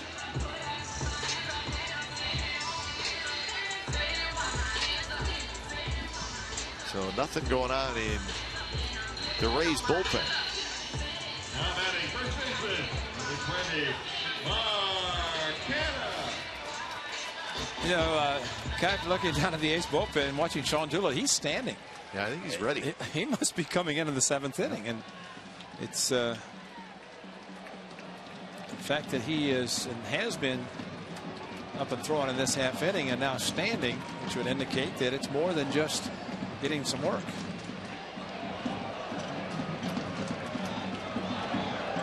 First pitch to Canna is a strike on the inside corner. Canna had that RBI hit in the 4th inning. A hard ground ball under Loney's glove into right field that scored Burns.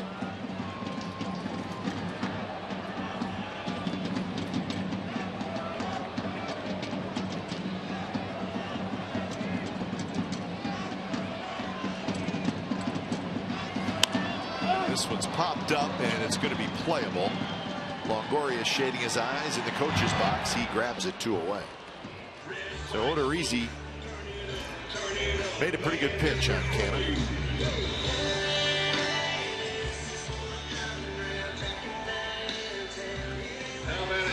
Right fielder. So it's up to Reddick.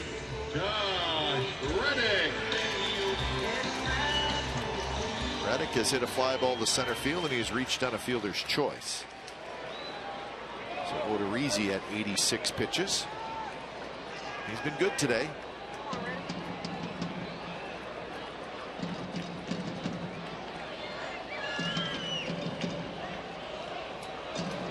Pitch to Reddick is outside.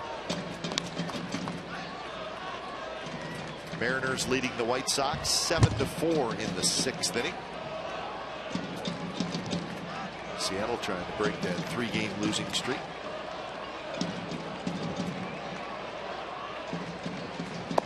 Missed again, 2-0.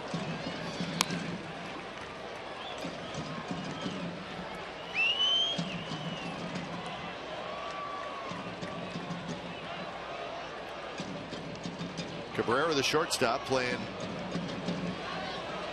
just off second base a little bit. Outfield straight away.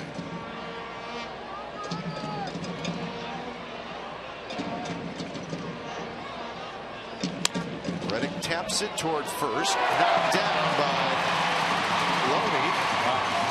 So now they're going to throw back to second, and they got Burns in a rundown.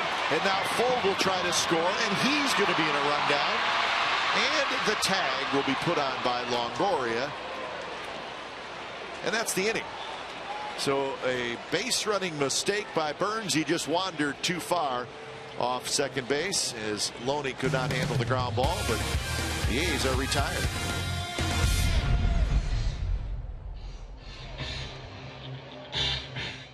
Ladies and gentlemen, it's time for the Barron's Hall of Fame race featuring A's Hall of Famers.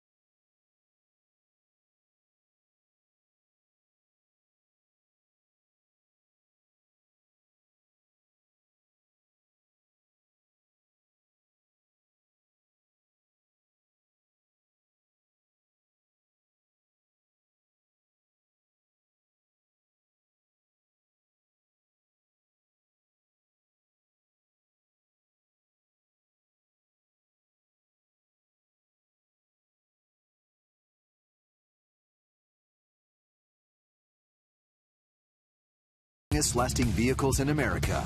Toyota, let's go places. By Xfinity, home of the most live sports. And by Black Bear Diner, feed your inner bear.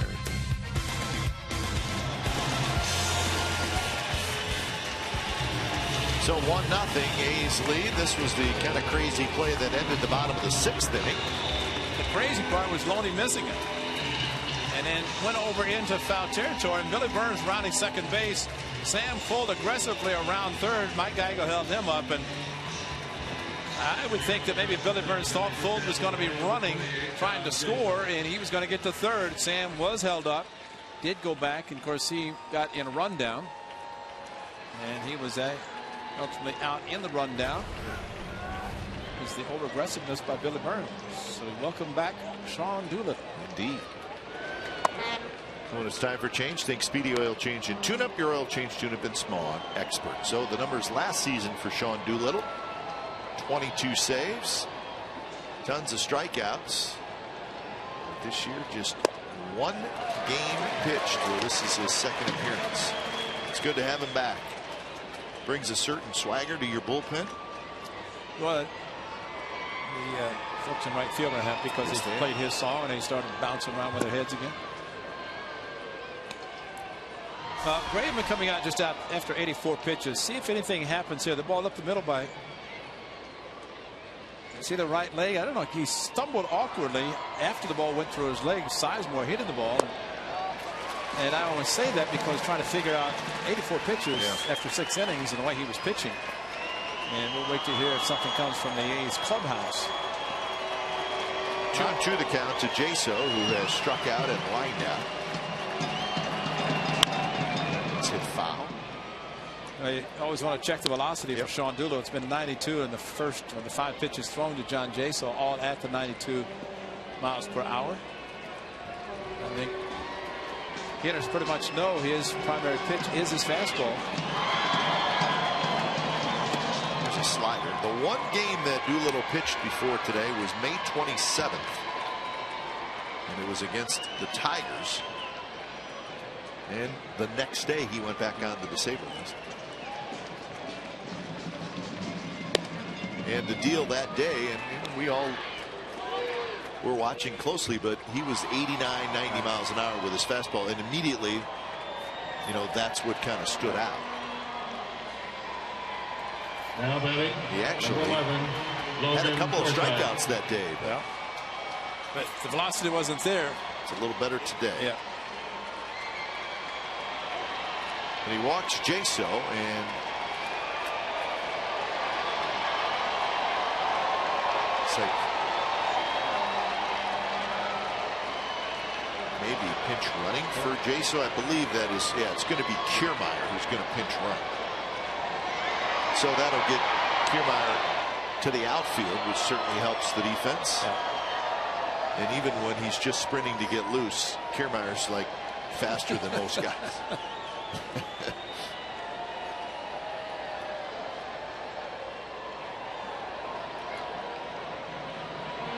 Your attention, please, ladies and gentlemen. Now they really have a lot of speed Running now. for Jaso, number 39, Kevin Kiermaier. So Kiermaier to pinch run, and here's Logan Forsythe.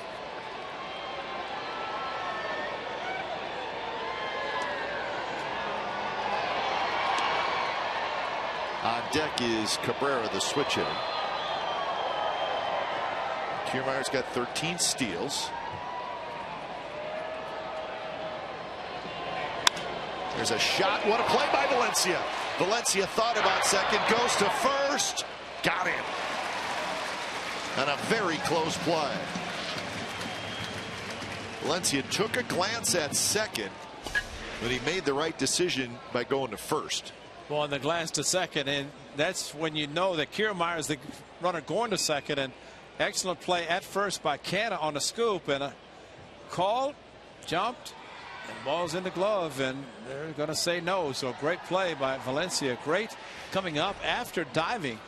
Now batting, number 13. And making a strong throw, and just as well on the other side, a great scoop by Mark Canna.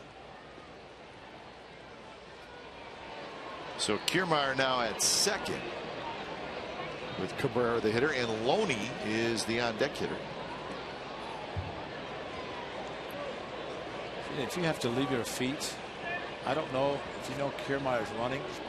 Don't even think. Nope. That glance at second, almost very costly, but able to get the job done. Nice play by Valencia. Actually took extra bases away from Forsythe.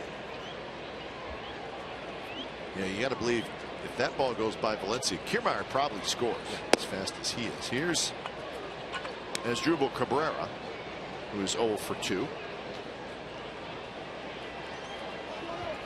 Desmond Jennings has come out into the on-deck circle. That's again Loney's spot.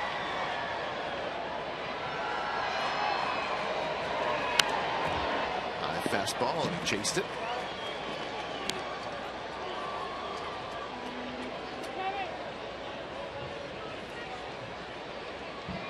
So the count 1-1 to Cabrera.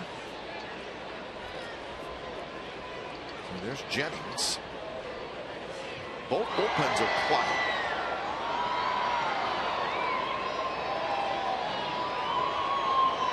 Cabrera's been a little bit of a better hitter from the right side this year, hitting .301. From the left side, .251. And now Vogt's going to come out again and chat with Doolittle.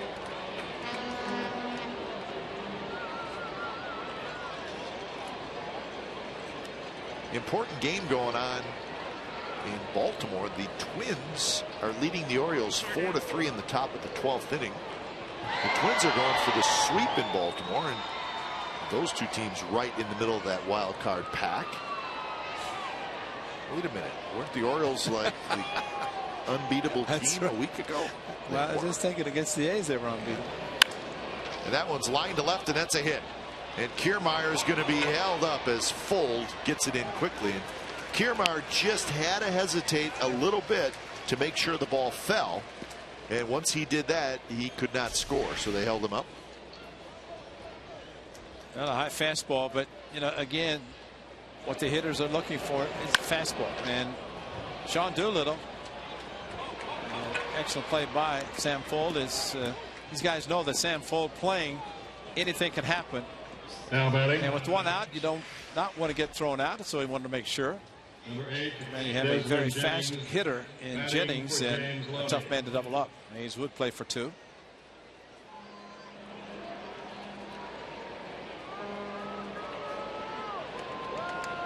So Jennings, the pinch hitter. He's 3 for 8 with a homer, a double, a single, and a couple of RBIs in this series. First pitch is a ball, 1-0.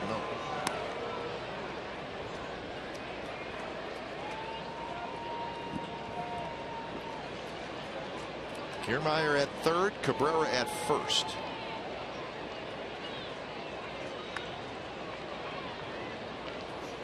And foul back. A piece of the umpire, Dana DeMuth. Knocked his mask off. Stephen Vogt very quickly popped up. He could hear and knew it passed him and off the mask. Well, almost got Stephen Vogt in the mask, but did hit Dana DeMuth and turned around and said, "Are you okay?" Yes. Always nice to see a smile of an umpire knowing that everything's fine. Fernando Rodriguez now gets up. Brandon Geyer, a right-handed hitter, is in the on-deck circle. Jennings pops it up. Canna coming over, but it'll be into the first row of seats. So Doolittle ahead in the count, 1-2.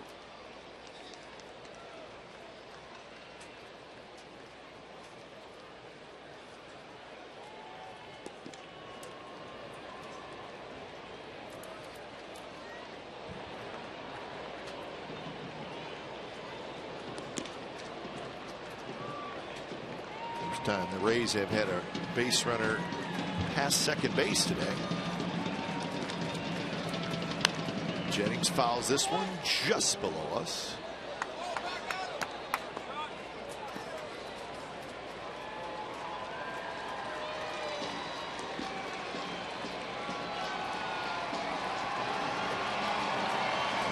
Doolittle went with the high fastball that time.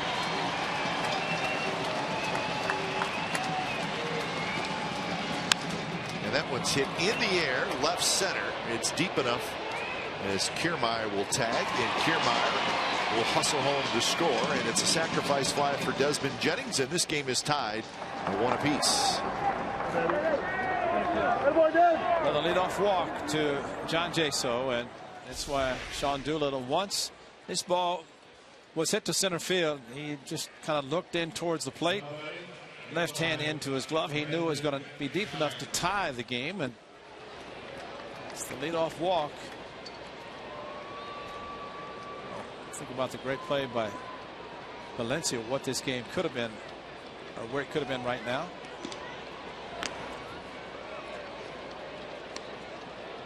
So now it's Brandon Guyer.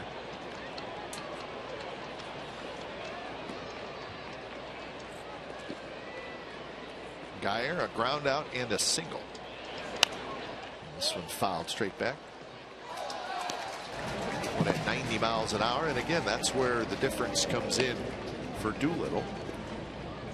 He could pitch up as Jelt starts to throw. He could pitch up at 94, 95 and get a strikeout. I don't know that you can do that at 90, 91. Right, exactly. That's what an off-speed pitch. Yeah, it's what he tried to do to Jennings with a high fastball, but he was able just to foul it back and stay alive. And we've talked about this a lot, Ray. So Guyer, the hitter, he sees an 0-1 off-speed pitch. It's low. He takes it. Load up. And as a hitter, I think now you can say, I don't think he's going to throw me another off-speed pitch. Right. He may. Well, and really leading off the inning was Jaso 2-2 slider. Yeah. Missed and came back with a fastball, which was high, and he walked him, but it does allow the hitter to be able to sit fastball and really make an adjustment, knowing that it's going to be a fastball, which it was. And while last year that same high fastball might have been a swing through, not this year, at least not right now. And it was all fastballs to Jennings. Exactly. That one at 89 miles an hour. Vida Blue, 40 years later, is still upset with me because of a curveball that he wanted to throw. But like any good fastball pitchers, they want to have curveballs and changeups, and sometimes you just don't need them. Vida didn't need it. Sorry, Vida, but I just had to. Yeah. See that.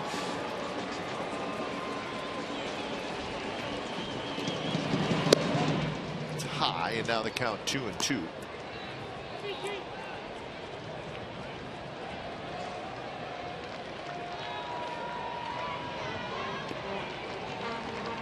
Cabrera, the runner at first. The Rays have tied it here in the top of the 7th inning. Up and away, 3-2.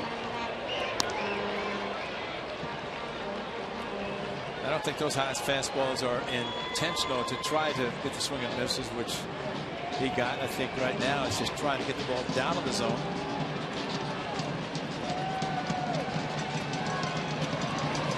There goes, pitches up and away, and second walk in the inning for Doolittle.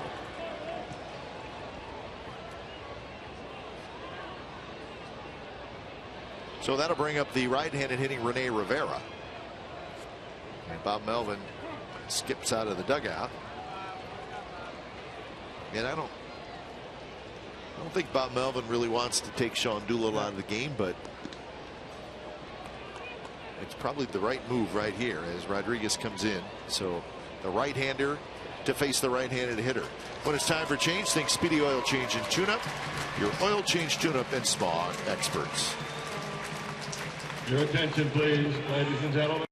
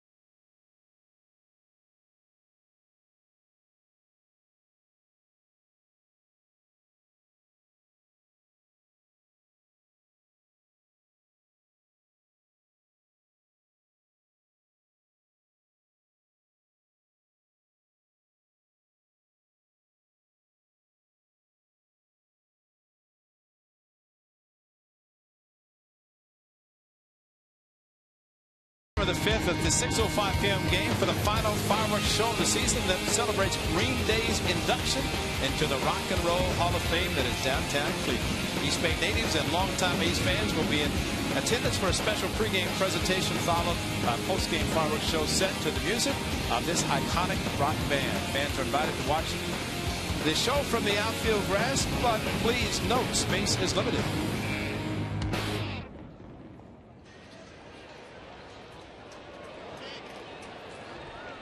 So Green Day going into the Rock and Roll Hall of Fame. I wonder if Green Day knows that the Rock and Roll Hall of Fame now sits on the old parking lot of Municipal Stadium. That's right.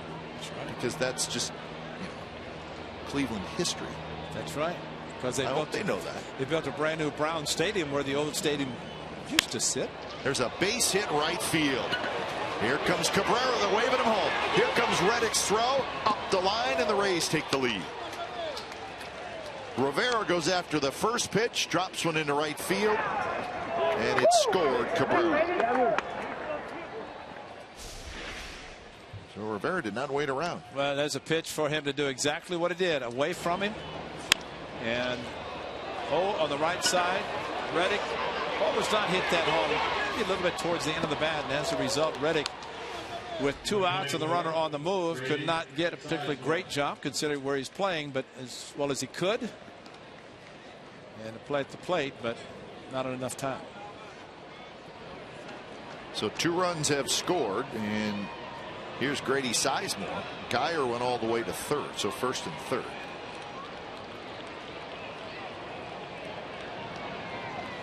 And Sizemore to left field, full in a couple steps. He's got it, side retired. A couple of runs on a couple of hits for the Rays. So 7th inning stretch time from the Coliseum. The Rays now lead 2-1.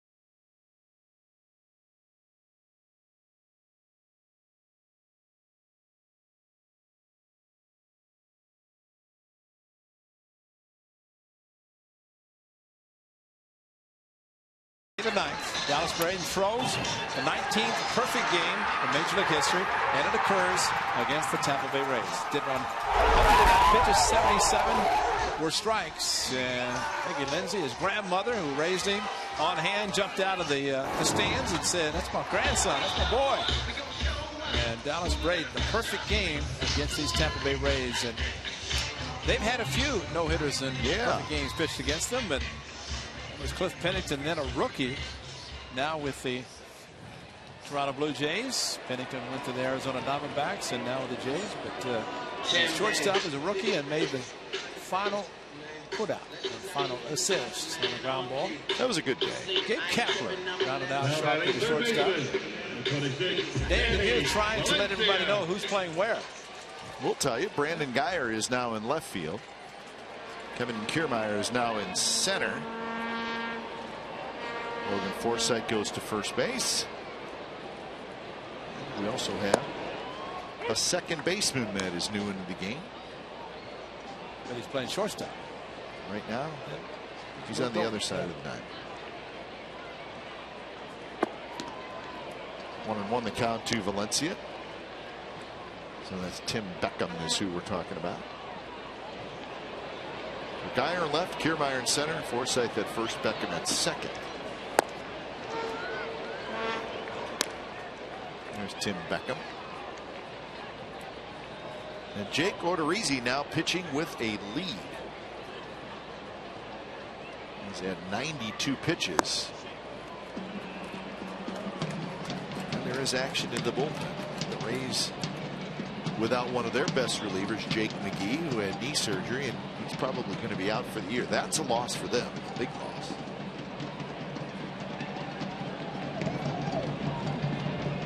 Jeltz has been down there a little bit, so he's ready. And a leadoff walk here in the bottom of the seventh.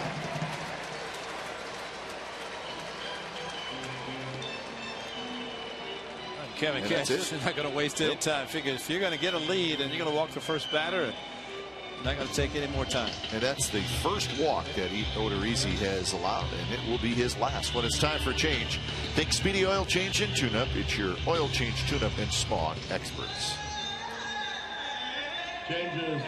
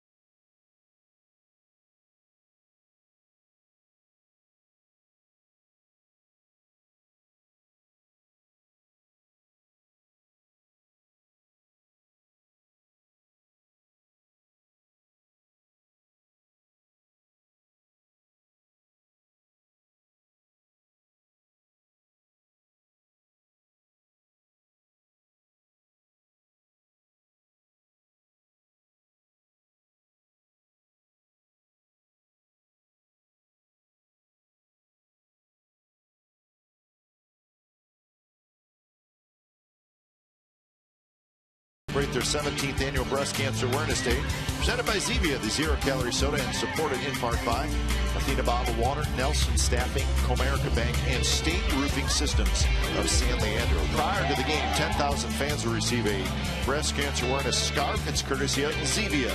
To join the fight, purchase your special tickets now at athletics.com/survivor.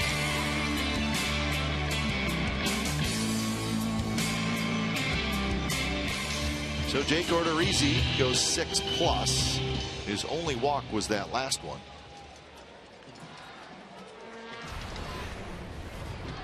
So he will ask his bullpen to get 9 outs today. So Stephen Vogt steps in against Steve Jeltz.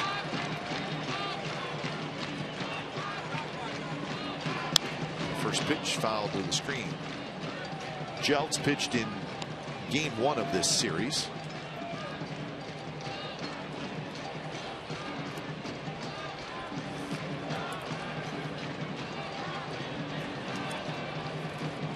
Lowry to follow.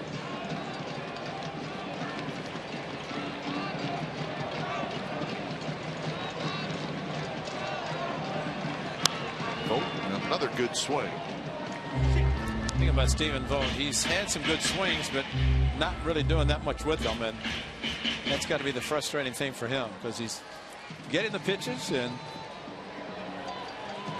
one of the best he had was a 3-2 changeup he got from Boxberger on Friday night that he hit to center field. Did not start the game, did get a couple of at-bats. And that one is ripped toward right center, and it is off the wall. Heading to third is Valencia. He'll stop there, and Vogt has a double. Second and third, nobody out. That'll make you feel great. Talk about a mistake. 0-2, and Stephen Vogt got it right down the middle and did not miss it. And against his former team, this had to feel sweet. 0-2 fastball, right center field wall.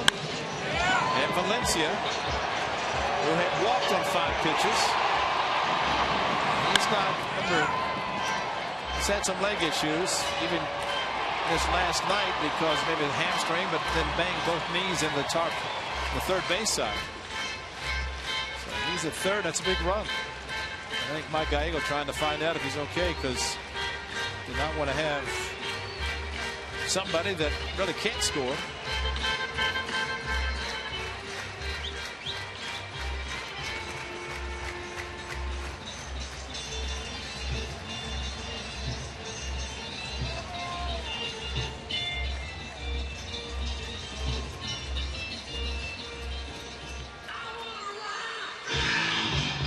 Here's the A's situation that we have talked about for about 125 games. And again, second and third, nobody out.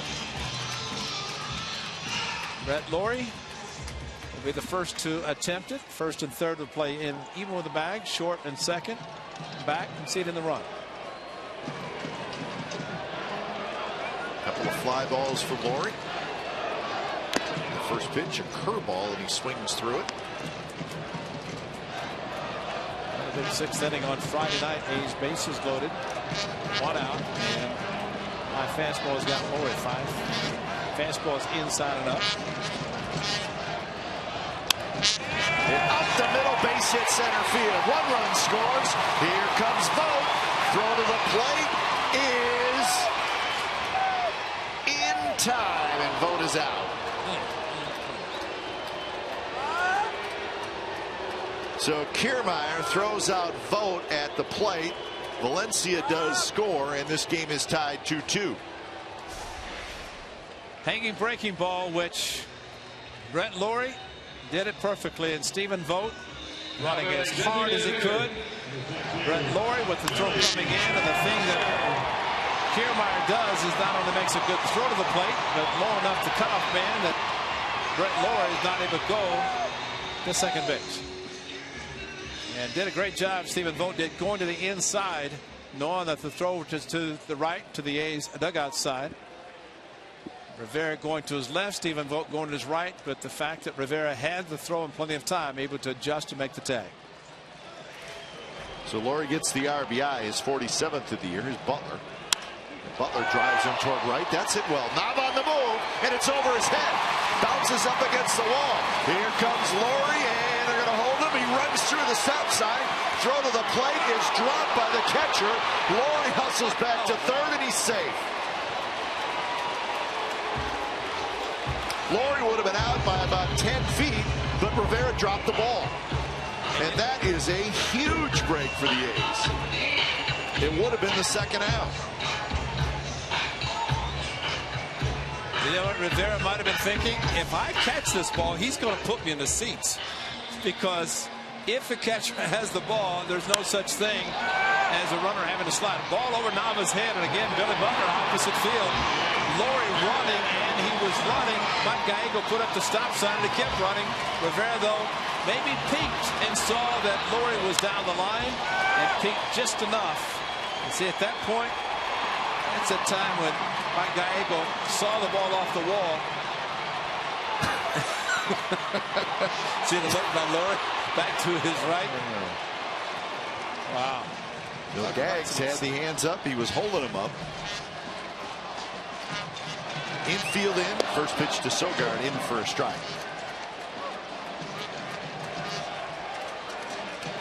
Sogard a strikeout and a pop out. Second and third, 1 out. So give Butler the double.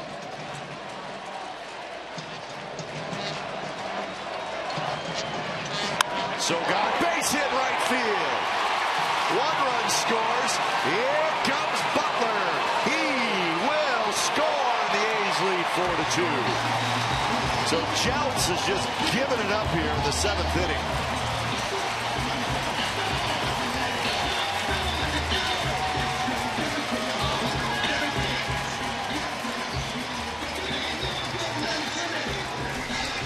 Well, Eric Sogard, what is he seeing all day? Off speed and out in front, and he hit it just softly enough that Billy Butler from second base could score. That's the important thing. Infield in, he got it in the outfield, and Nava had to go far to his left, and Billy Butler on the move with the ball hit and able to score.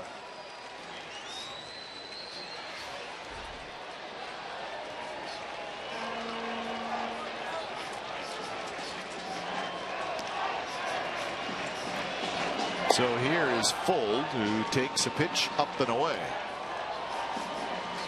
So Odorizzi leaves 2 earned runs in 6+ innings, 94 pitches. And Kevin Cash with that quick hook after the leadoff walk. And the guy he brought in, Jeltz, has given up a double, single, double, single.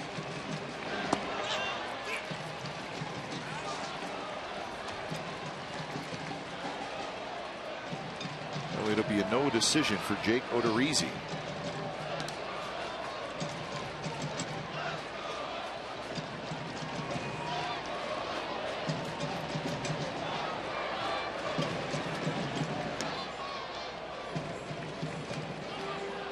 So the Valencia walk got it started, and the A's have scored 3 times.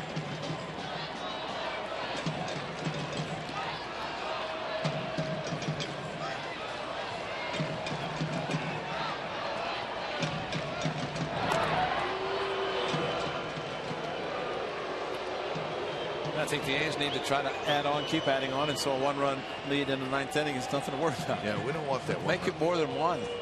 Make it really a non-save situation. How's that?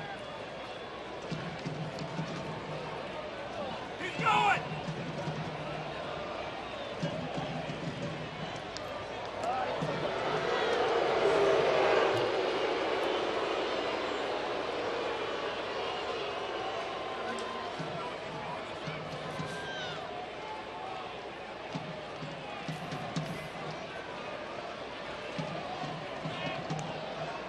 Sam Fold has struck out, and he has reached on an error. And now it's 3-0.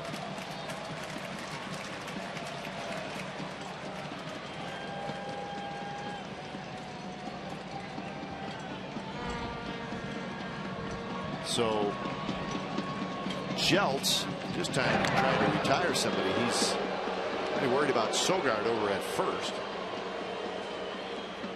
The only out he's recorded has been a put out at the plate. That's usually not good. That's not good.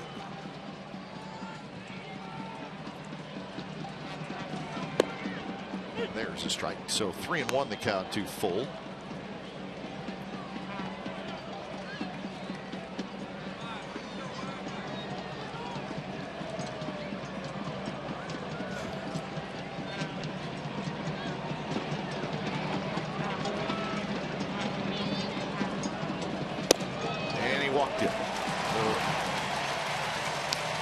Jeltz cannot be long for this game. So 2 on, 1 out.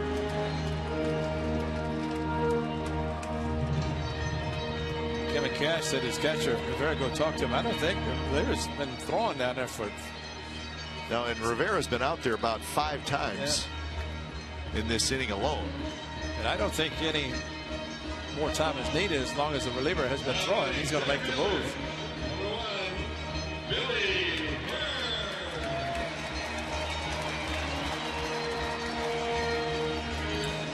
So we should get a pitching change, and we will. So Jeltz, a very tough outing, and the A's still batting here in the bottom of the 7th inning. A's have scored 3 times to take the lead. We'll be back.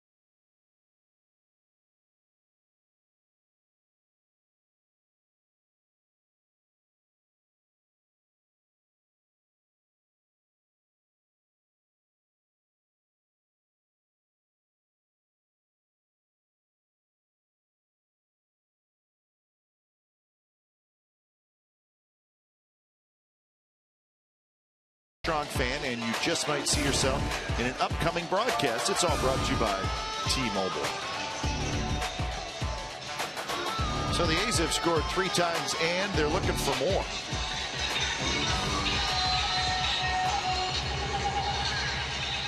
So it's 4-2, and Matt Andriese comes in the game. So 14th appearance for Andriese. He's 3-3 with a 3.19 ERA.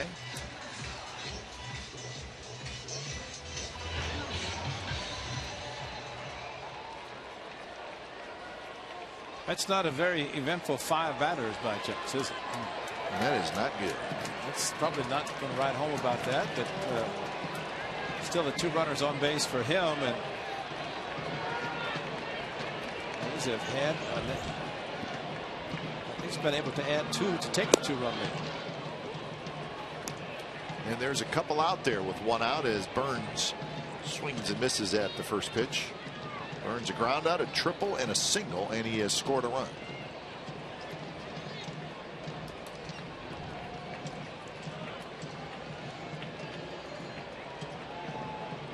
Sogard at second and Fold at first.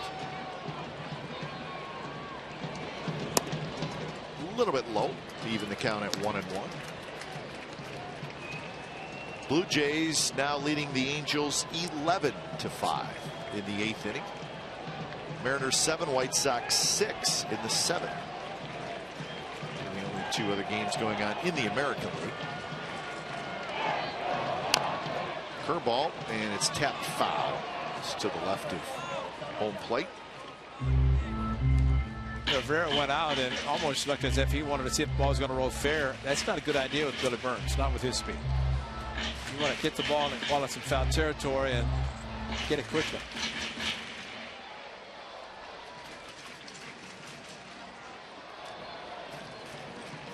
So Billy Burns gets himself ready.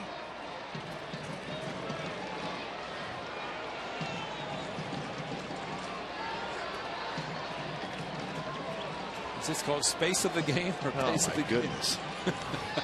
I don't think it's been enforced. Let's hit. Maybe it's the 125 game mark that throw all those new regulations and rules out the window. I would be running to the batter's box in an inning like this. That's right.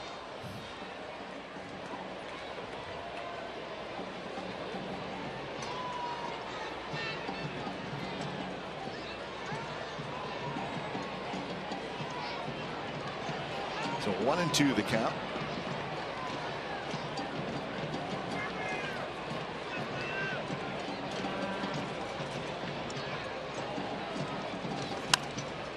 That one slapped foul right over the tarp, and then it rolls down underneath the tarp.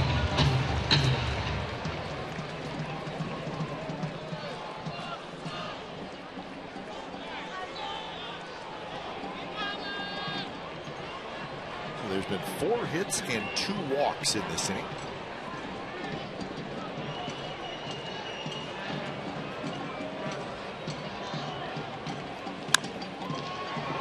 Backhanded to first, safe. You can see that. Wow, that's speed.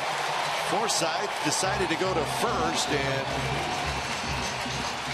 you're right. You could see that it was going to be an issue for the Rays, and Burns gets a hit. Well, and just another look at second base slightly, and it's a foot race, and this is not surprising. He's looking down for the bag, and Kevin Cash again possibly looking at a review. Thinking what you're seeing again is a pitcher trying to look for the bag. Just could not get there quickly enough, and Kevin, as he did earlier, said, let's play ball. Not quite sure why he didn't go to second base. I agree. Because it's right in front of him. Right, and an easier play. And there's the foot of Billy Burns just to the side before the pitcher's foot on the bag. So good hustle by Billy Burns. Another infield hit, and that's one of the rare ones there. So the bases are loaded. 5th hit in the inning for the A's. Still only 1 out. And here's Canna.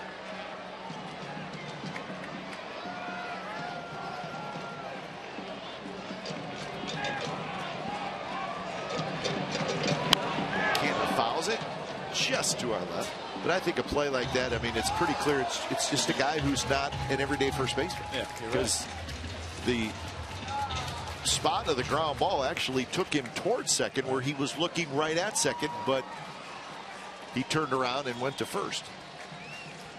But you know, just like when Valencia made the great diving play, in a sense you have to know who's on base, because with Kiermaier first in that point, and with Billy Burns, you do not have time as an infielder to look around because of his speed. It's like on a bunt. I mean, that was a ground ball, should have been out somewhere. And it rips one right center, hit well. Kiermaier on the move, and it is over his head. 1 run scores.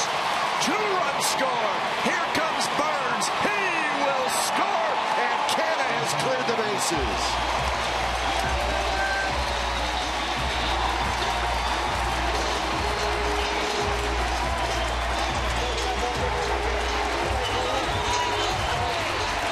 Well, when you feature someone on your Oakland and Comcast Sportsnet California, this is what happens. He had an RBI single, and then this bases clearing. It's amazing the way the ball jumps off his back. Kiermaier up against the wall, close to being a grand slam. He almost tipped it over. And then once it bounced away from him, Canna with the triple, and Billy Burns, who was at first, was using his speed to score easily. So 6 runs here in the 7th, and still only 1 out, and the infield has come in.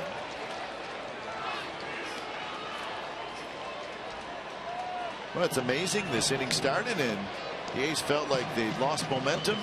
They lost the lead, but it all started with a walk to Valencia by the starting pitcher, Odorizzi.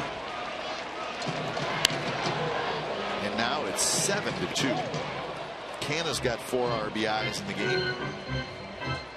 And rare also for the Athletics in this season, the last couple of months anyway, to have 2 walks in an inning, both have scored. And that is something that the A's had not been having a lot of success drawing walks, much less scoring them. Reddick chases it, 1 and 2. Couple of mistakes by the Rays in this inning. They should have had an out at home plate. Rivera dropped the ball, but it's not an error. And Forsythe's play on Burns's ball. They should have had an out there. So mistakes that won't show up under the error column, but no question outs that should have been recorded, and the A's have jumped on those mistakes.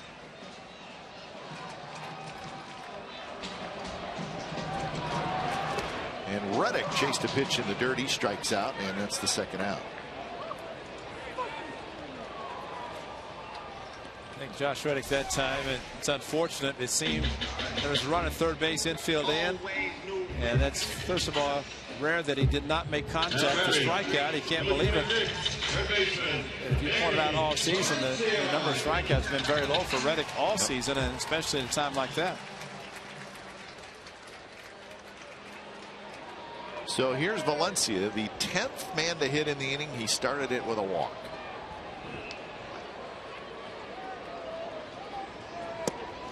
First pitch is a strike. So Jeltz goes a third of an inning, gives up 4 hits, 4 runs with 1 walk.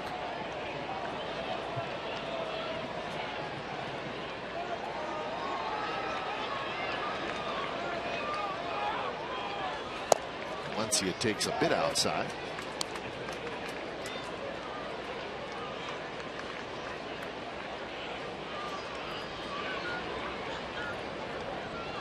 A 6-run 7th inning for the A's.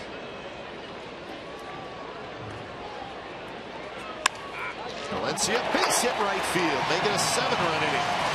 Canna comes in to score. So Valencia gets the RBI, and it's 8-2.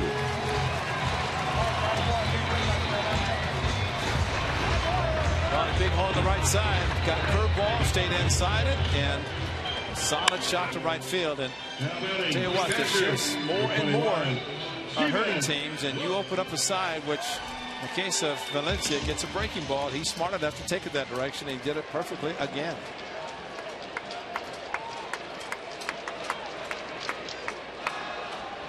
So now Vogt hits Vogt had a big hit earlier in this inning just to kind of get the rally rolling. It was a double that put runners at second and third and nobody out.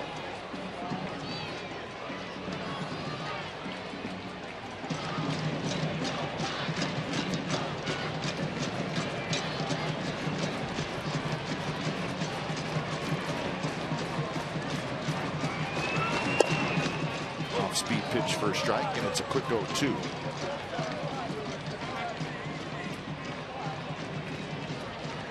Seven runs and 7 hits for the A's here in the 7th inning alone.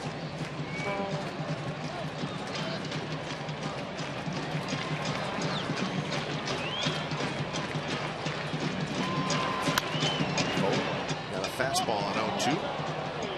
It's been a while since the A's have batted around, and today in this inning they're doing exactly that.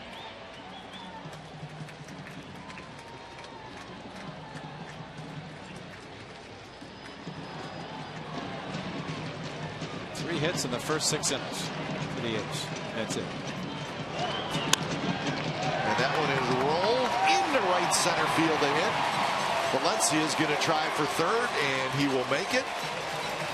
So Vogt has a couple hits in this inning alone, first and third. And again the shift hurt him. Stephen Vogt, I guess the key in this inning, get ahead or get behind 0-2. Slow curveball from his right-hander, and see the shift to the right side, and Stephen Vogt, the magic one in this inning. So Laurie will hit. 12th man to bat in the inning.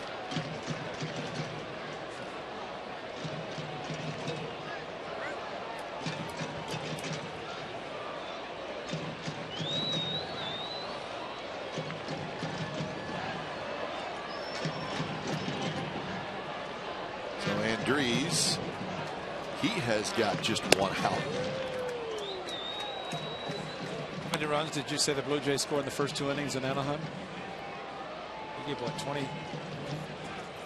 Was it 24, 20 something? Was it first 2 games? First 2 games. 24. So they've added 12 today. Yeah, they got a 12 spot going. Toronto 12, the Angels 5, going to the bottom of the ninth. Wow. They are fun to watch. Maybe not fun to play against, but fun to watch. Pitchers don't like them. Opposing pitchers. Man, Blue Jays, if they hang on to win that game, they will grab first place in the East. They'll jump over the Yankees.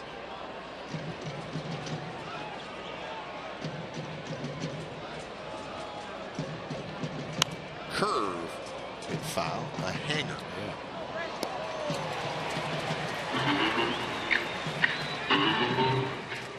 6 for 9 today with runners in scoring position, and most of that has been done right here in this inning.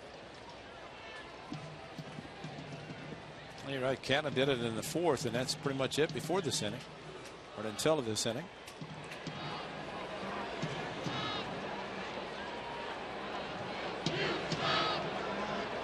The 1-2, and it's hit high, foul.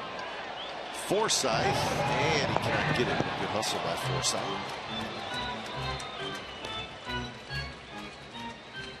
So the count remains 1-2. A's have been batting for 30 minutes, and they've scored 7 times.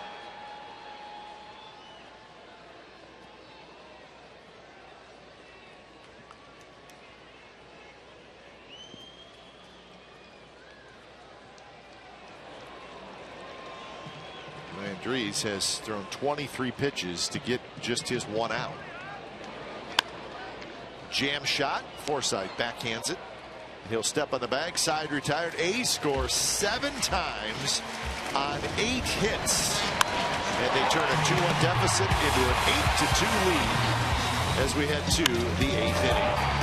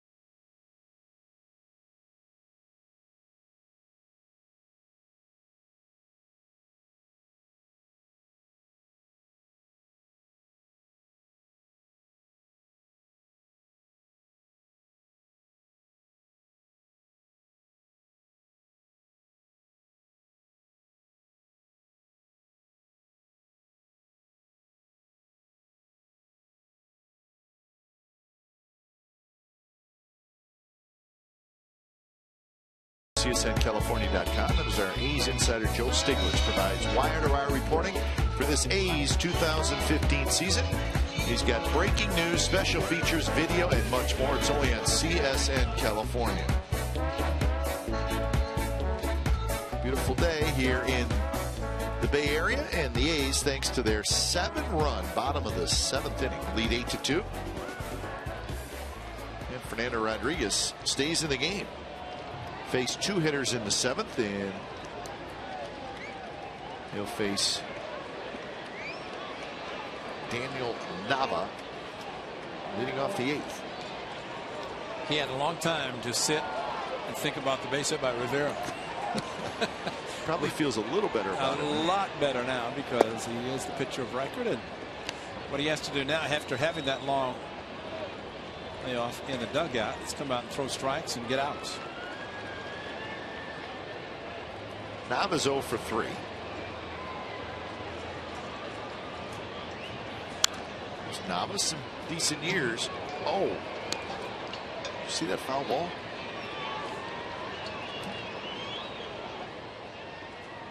So where it ended up, who did it hit? Is that Mike Eldreddy? He's okay. But it hit off the screen and then veered down, and ow. Whoever it hit, he's okay. I think it is Mike Eldreddy. Tough guy.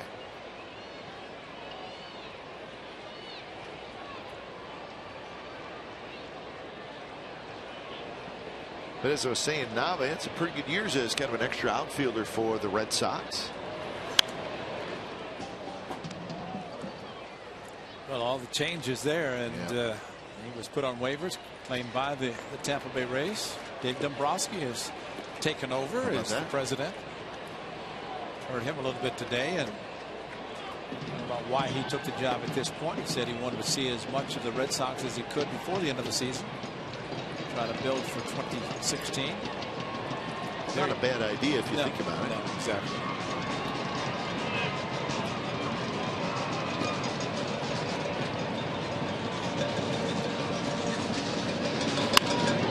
Nava down the left field line, and Sanford will run out of room.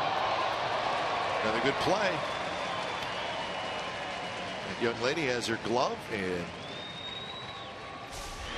she's showing up the guys in that section. That's impressive.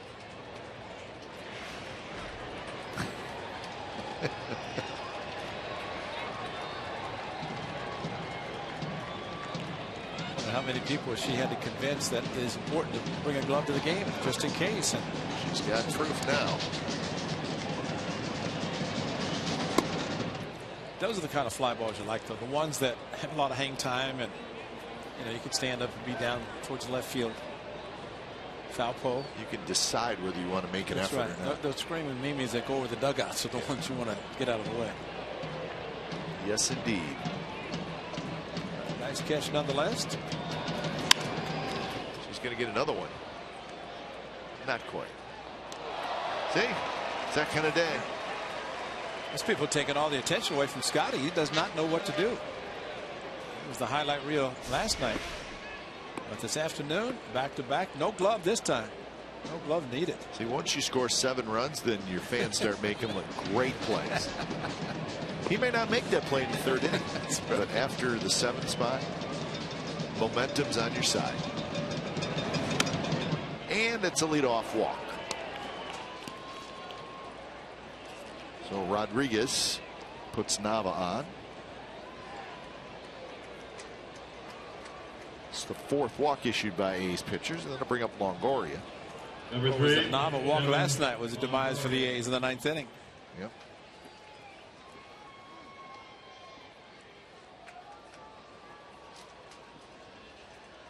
So it looks like Fernando Abad's going to get up.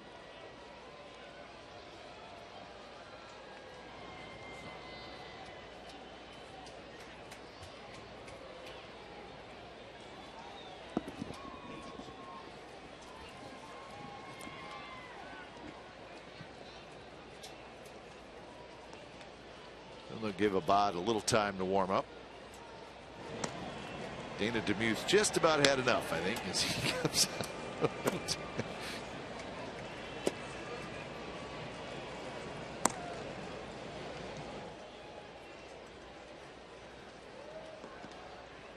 Longoria is 0 for 3 today, and he's 0 for 11 in the series.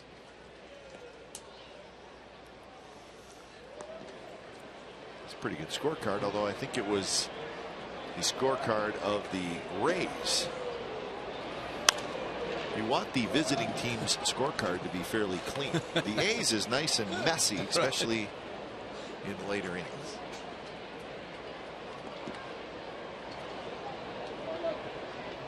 Oh, 1-1 to Longoria. Ground out, line out, and a strikeout.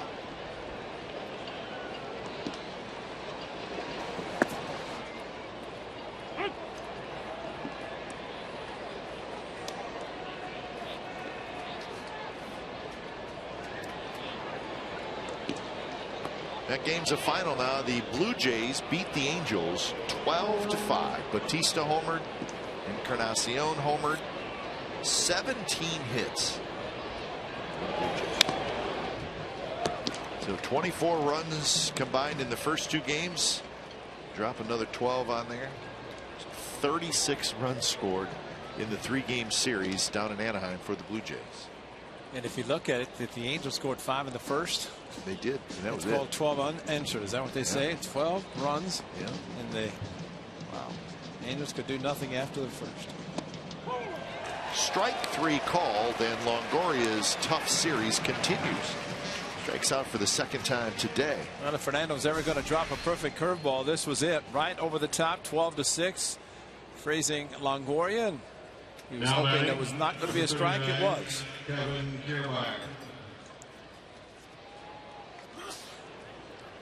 So here's Kiermaier.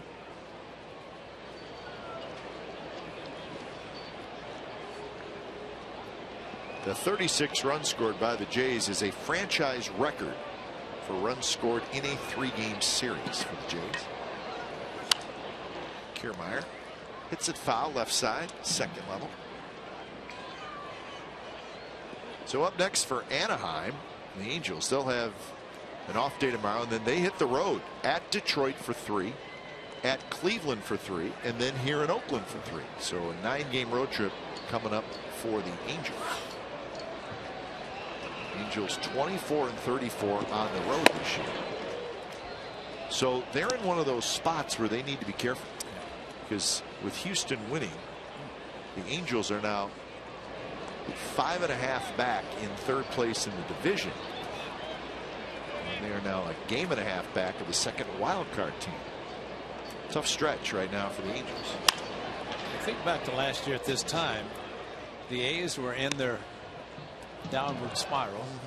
The Angels were taking off and running away with the division, and the A's were able to hang on to playing the 1 game, and the Angels won the division by 10 games. So now they are struggling, now with 2 teams ahead of them in the division.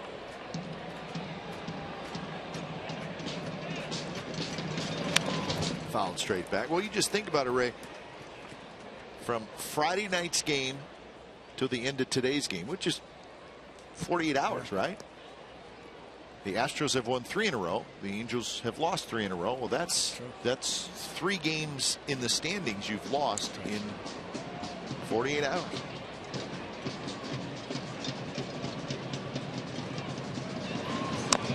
Kiermaier just rolls over.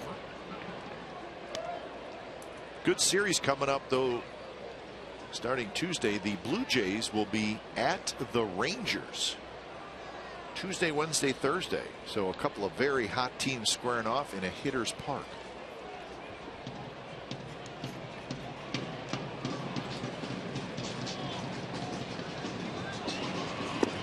Kiermaier does not go. Twins won that game in Baltimore 4-3. That's a big win for them. So that is updated. The only game that is not complete is this game, where the Rays are sitting on the bottom of that list. So Yankees #1 wild card, Rangers 2nd, Angels a 1.5 games back, along with the Twins. Twins won't go away.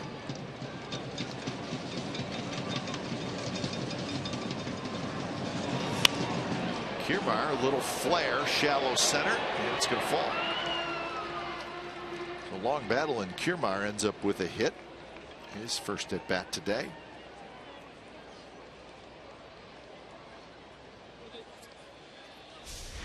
They threw him everything, and finally a high fastball. They jammed him, and Billy Burns, even with his speed, could not get to the ball. Kiermaier actually acted as if his hands were hurting after making contact. Feel a little bit better now at first base.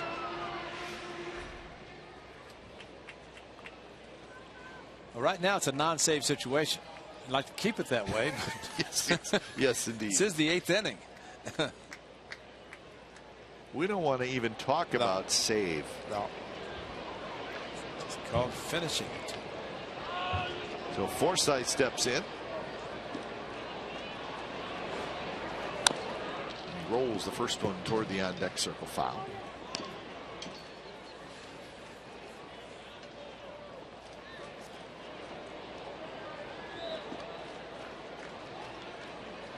Those first place Astros will be in New York to take on the Yankees tomorrow. 3-game series there.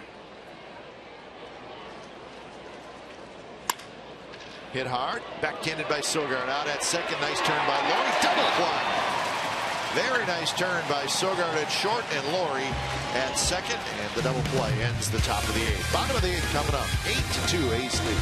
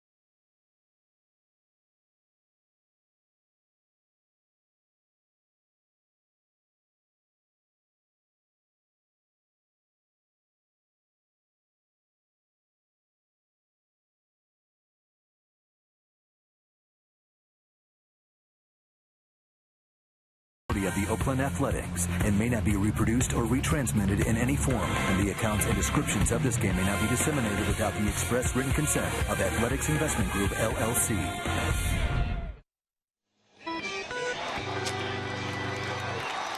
All right, game summary brought to you by your local Toyota dealers. 2-6-2 for the Rays, 8-11-0 for the A's. That number that jumps out is the 7th spot in the bottom of the 7th inning, and that is the difference in the game.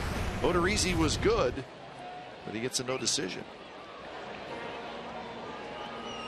So Enny Romero comes in for his 7th appearance.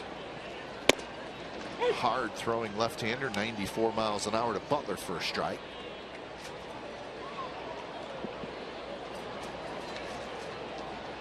Butler doubled and scored in that 7th inning. Before that, a couple of strikeouts, and he's behind in the count 0-2.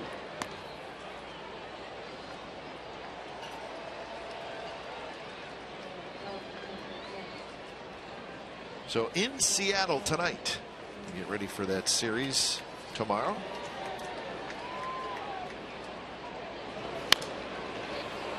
It'll be Felix Dubron and Masashi Iwakuma, the matchup for game 1 of that series. Then on Tuesday, Jesse Chavez and Mike Montgomery. And on Wednesday, which is a simulcast game, Chris Bassett, Felix Hernandez.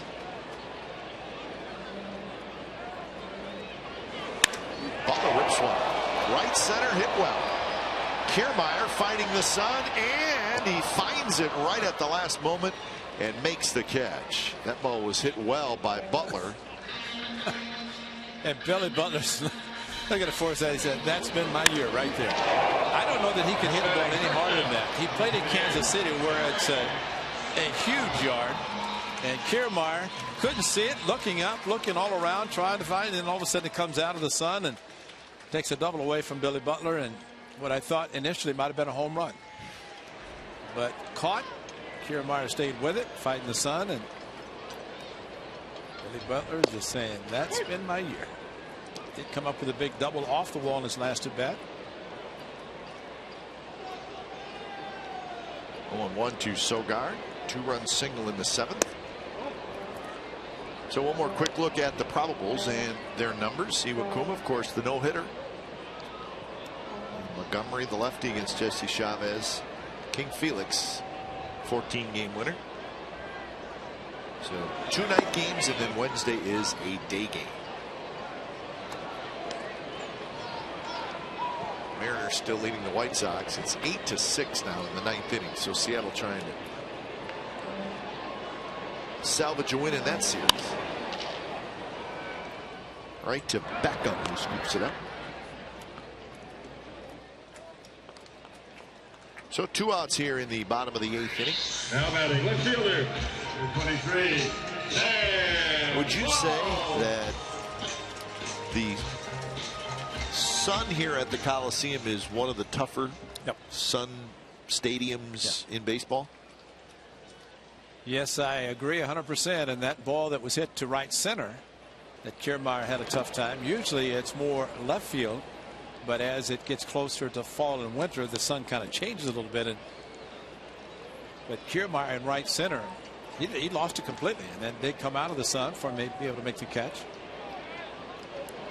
So you're saying as the summer moves into this time of year, the sun field becomes more left field or right? I think it moves more to left because you notice in the 7:05, 7 games, the right field is always, and then it kind of shifts more towards left field.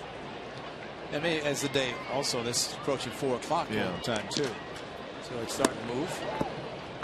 So Sam Foltz strikes out. So good inning for Eddie Romero, and we're going to the 9th. He's trying to get a win in the final game of the homestand. They lead 8-2.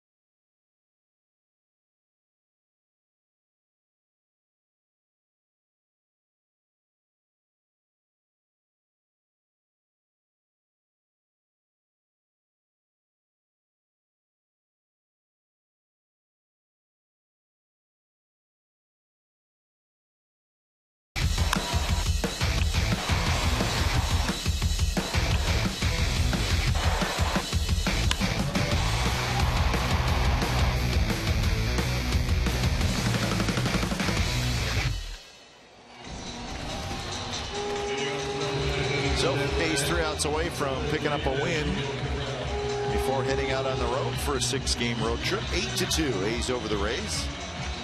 Fernando Abad will be the new pitcher when it's time for a change. Think Speedy Oil Change and Tune-Up.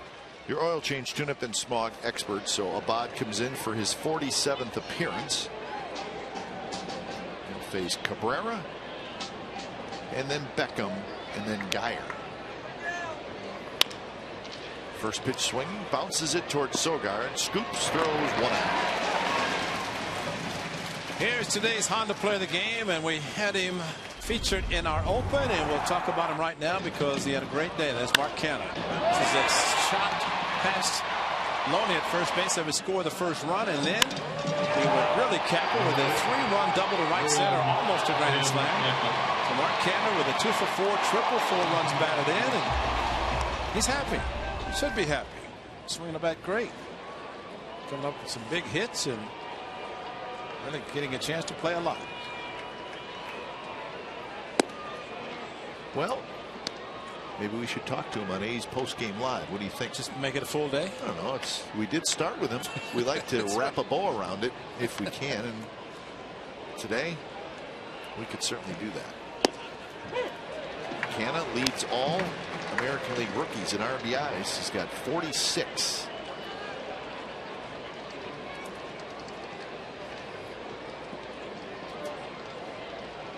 I don't know if we should tell him we're going to wrap a bow around it. No, I mean, just tell him love to have him on and start with and finish with it. Beckham fouls it, and the count 1-2.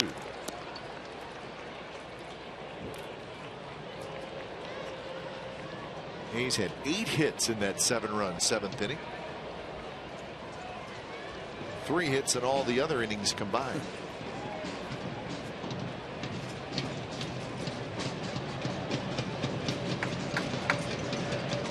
First at bat for Beckham, and that one's a little bit inside.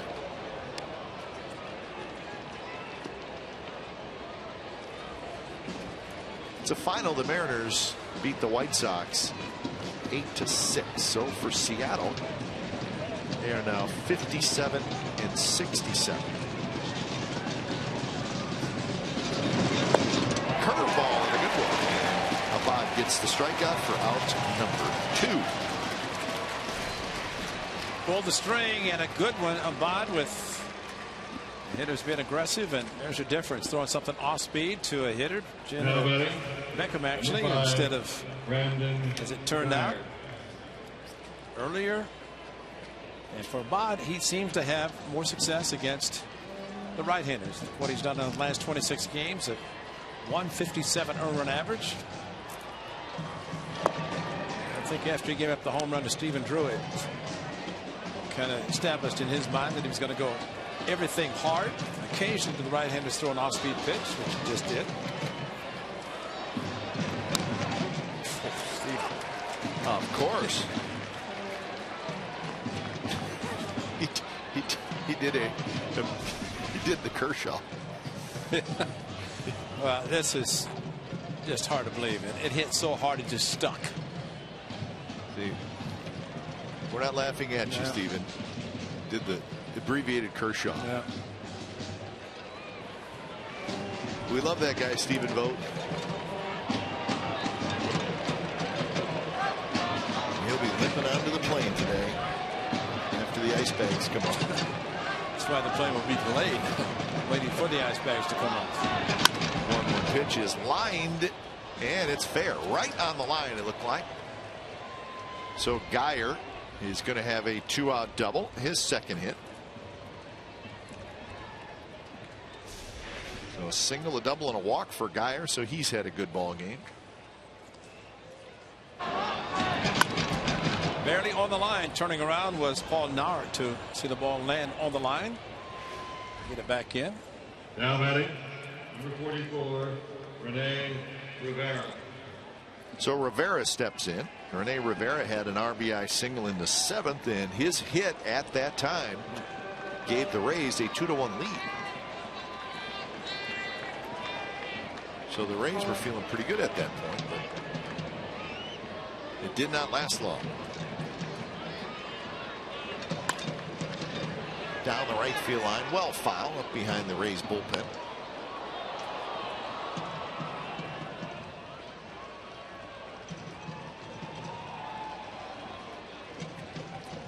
Cardinals and the Padres, the only other game still going on down in San Diego. Giants and Pirates will play tonight. So 0-2. This looks like Abad. Nice and aggressive today. That's exactly right, and he should be. He's got enough to be able to be that aggressive. And a great turnaround for him. We saw the numbers early and late. And that's always impressive to see that kind of a turnaround.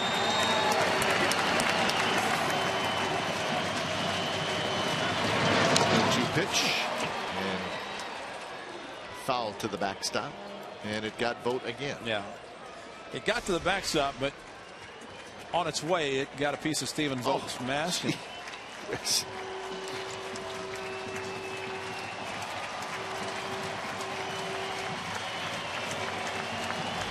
What can you say? You can say he got 2 hits in the same inning with 2 strikes. That's the only positive about it. He did in the bottom of the 7th. That's right. Those were the good hits. Here in the top of the 9th, those are the ones you don't want.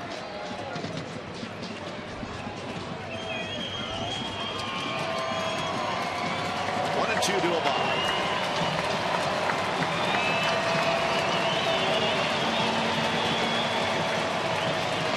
And then it's hit in the air toward Burns, shading his eyes, and that's the ball game.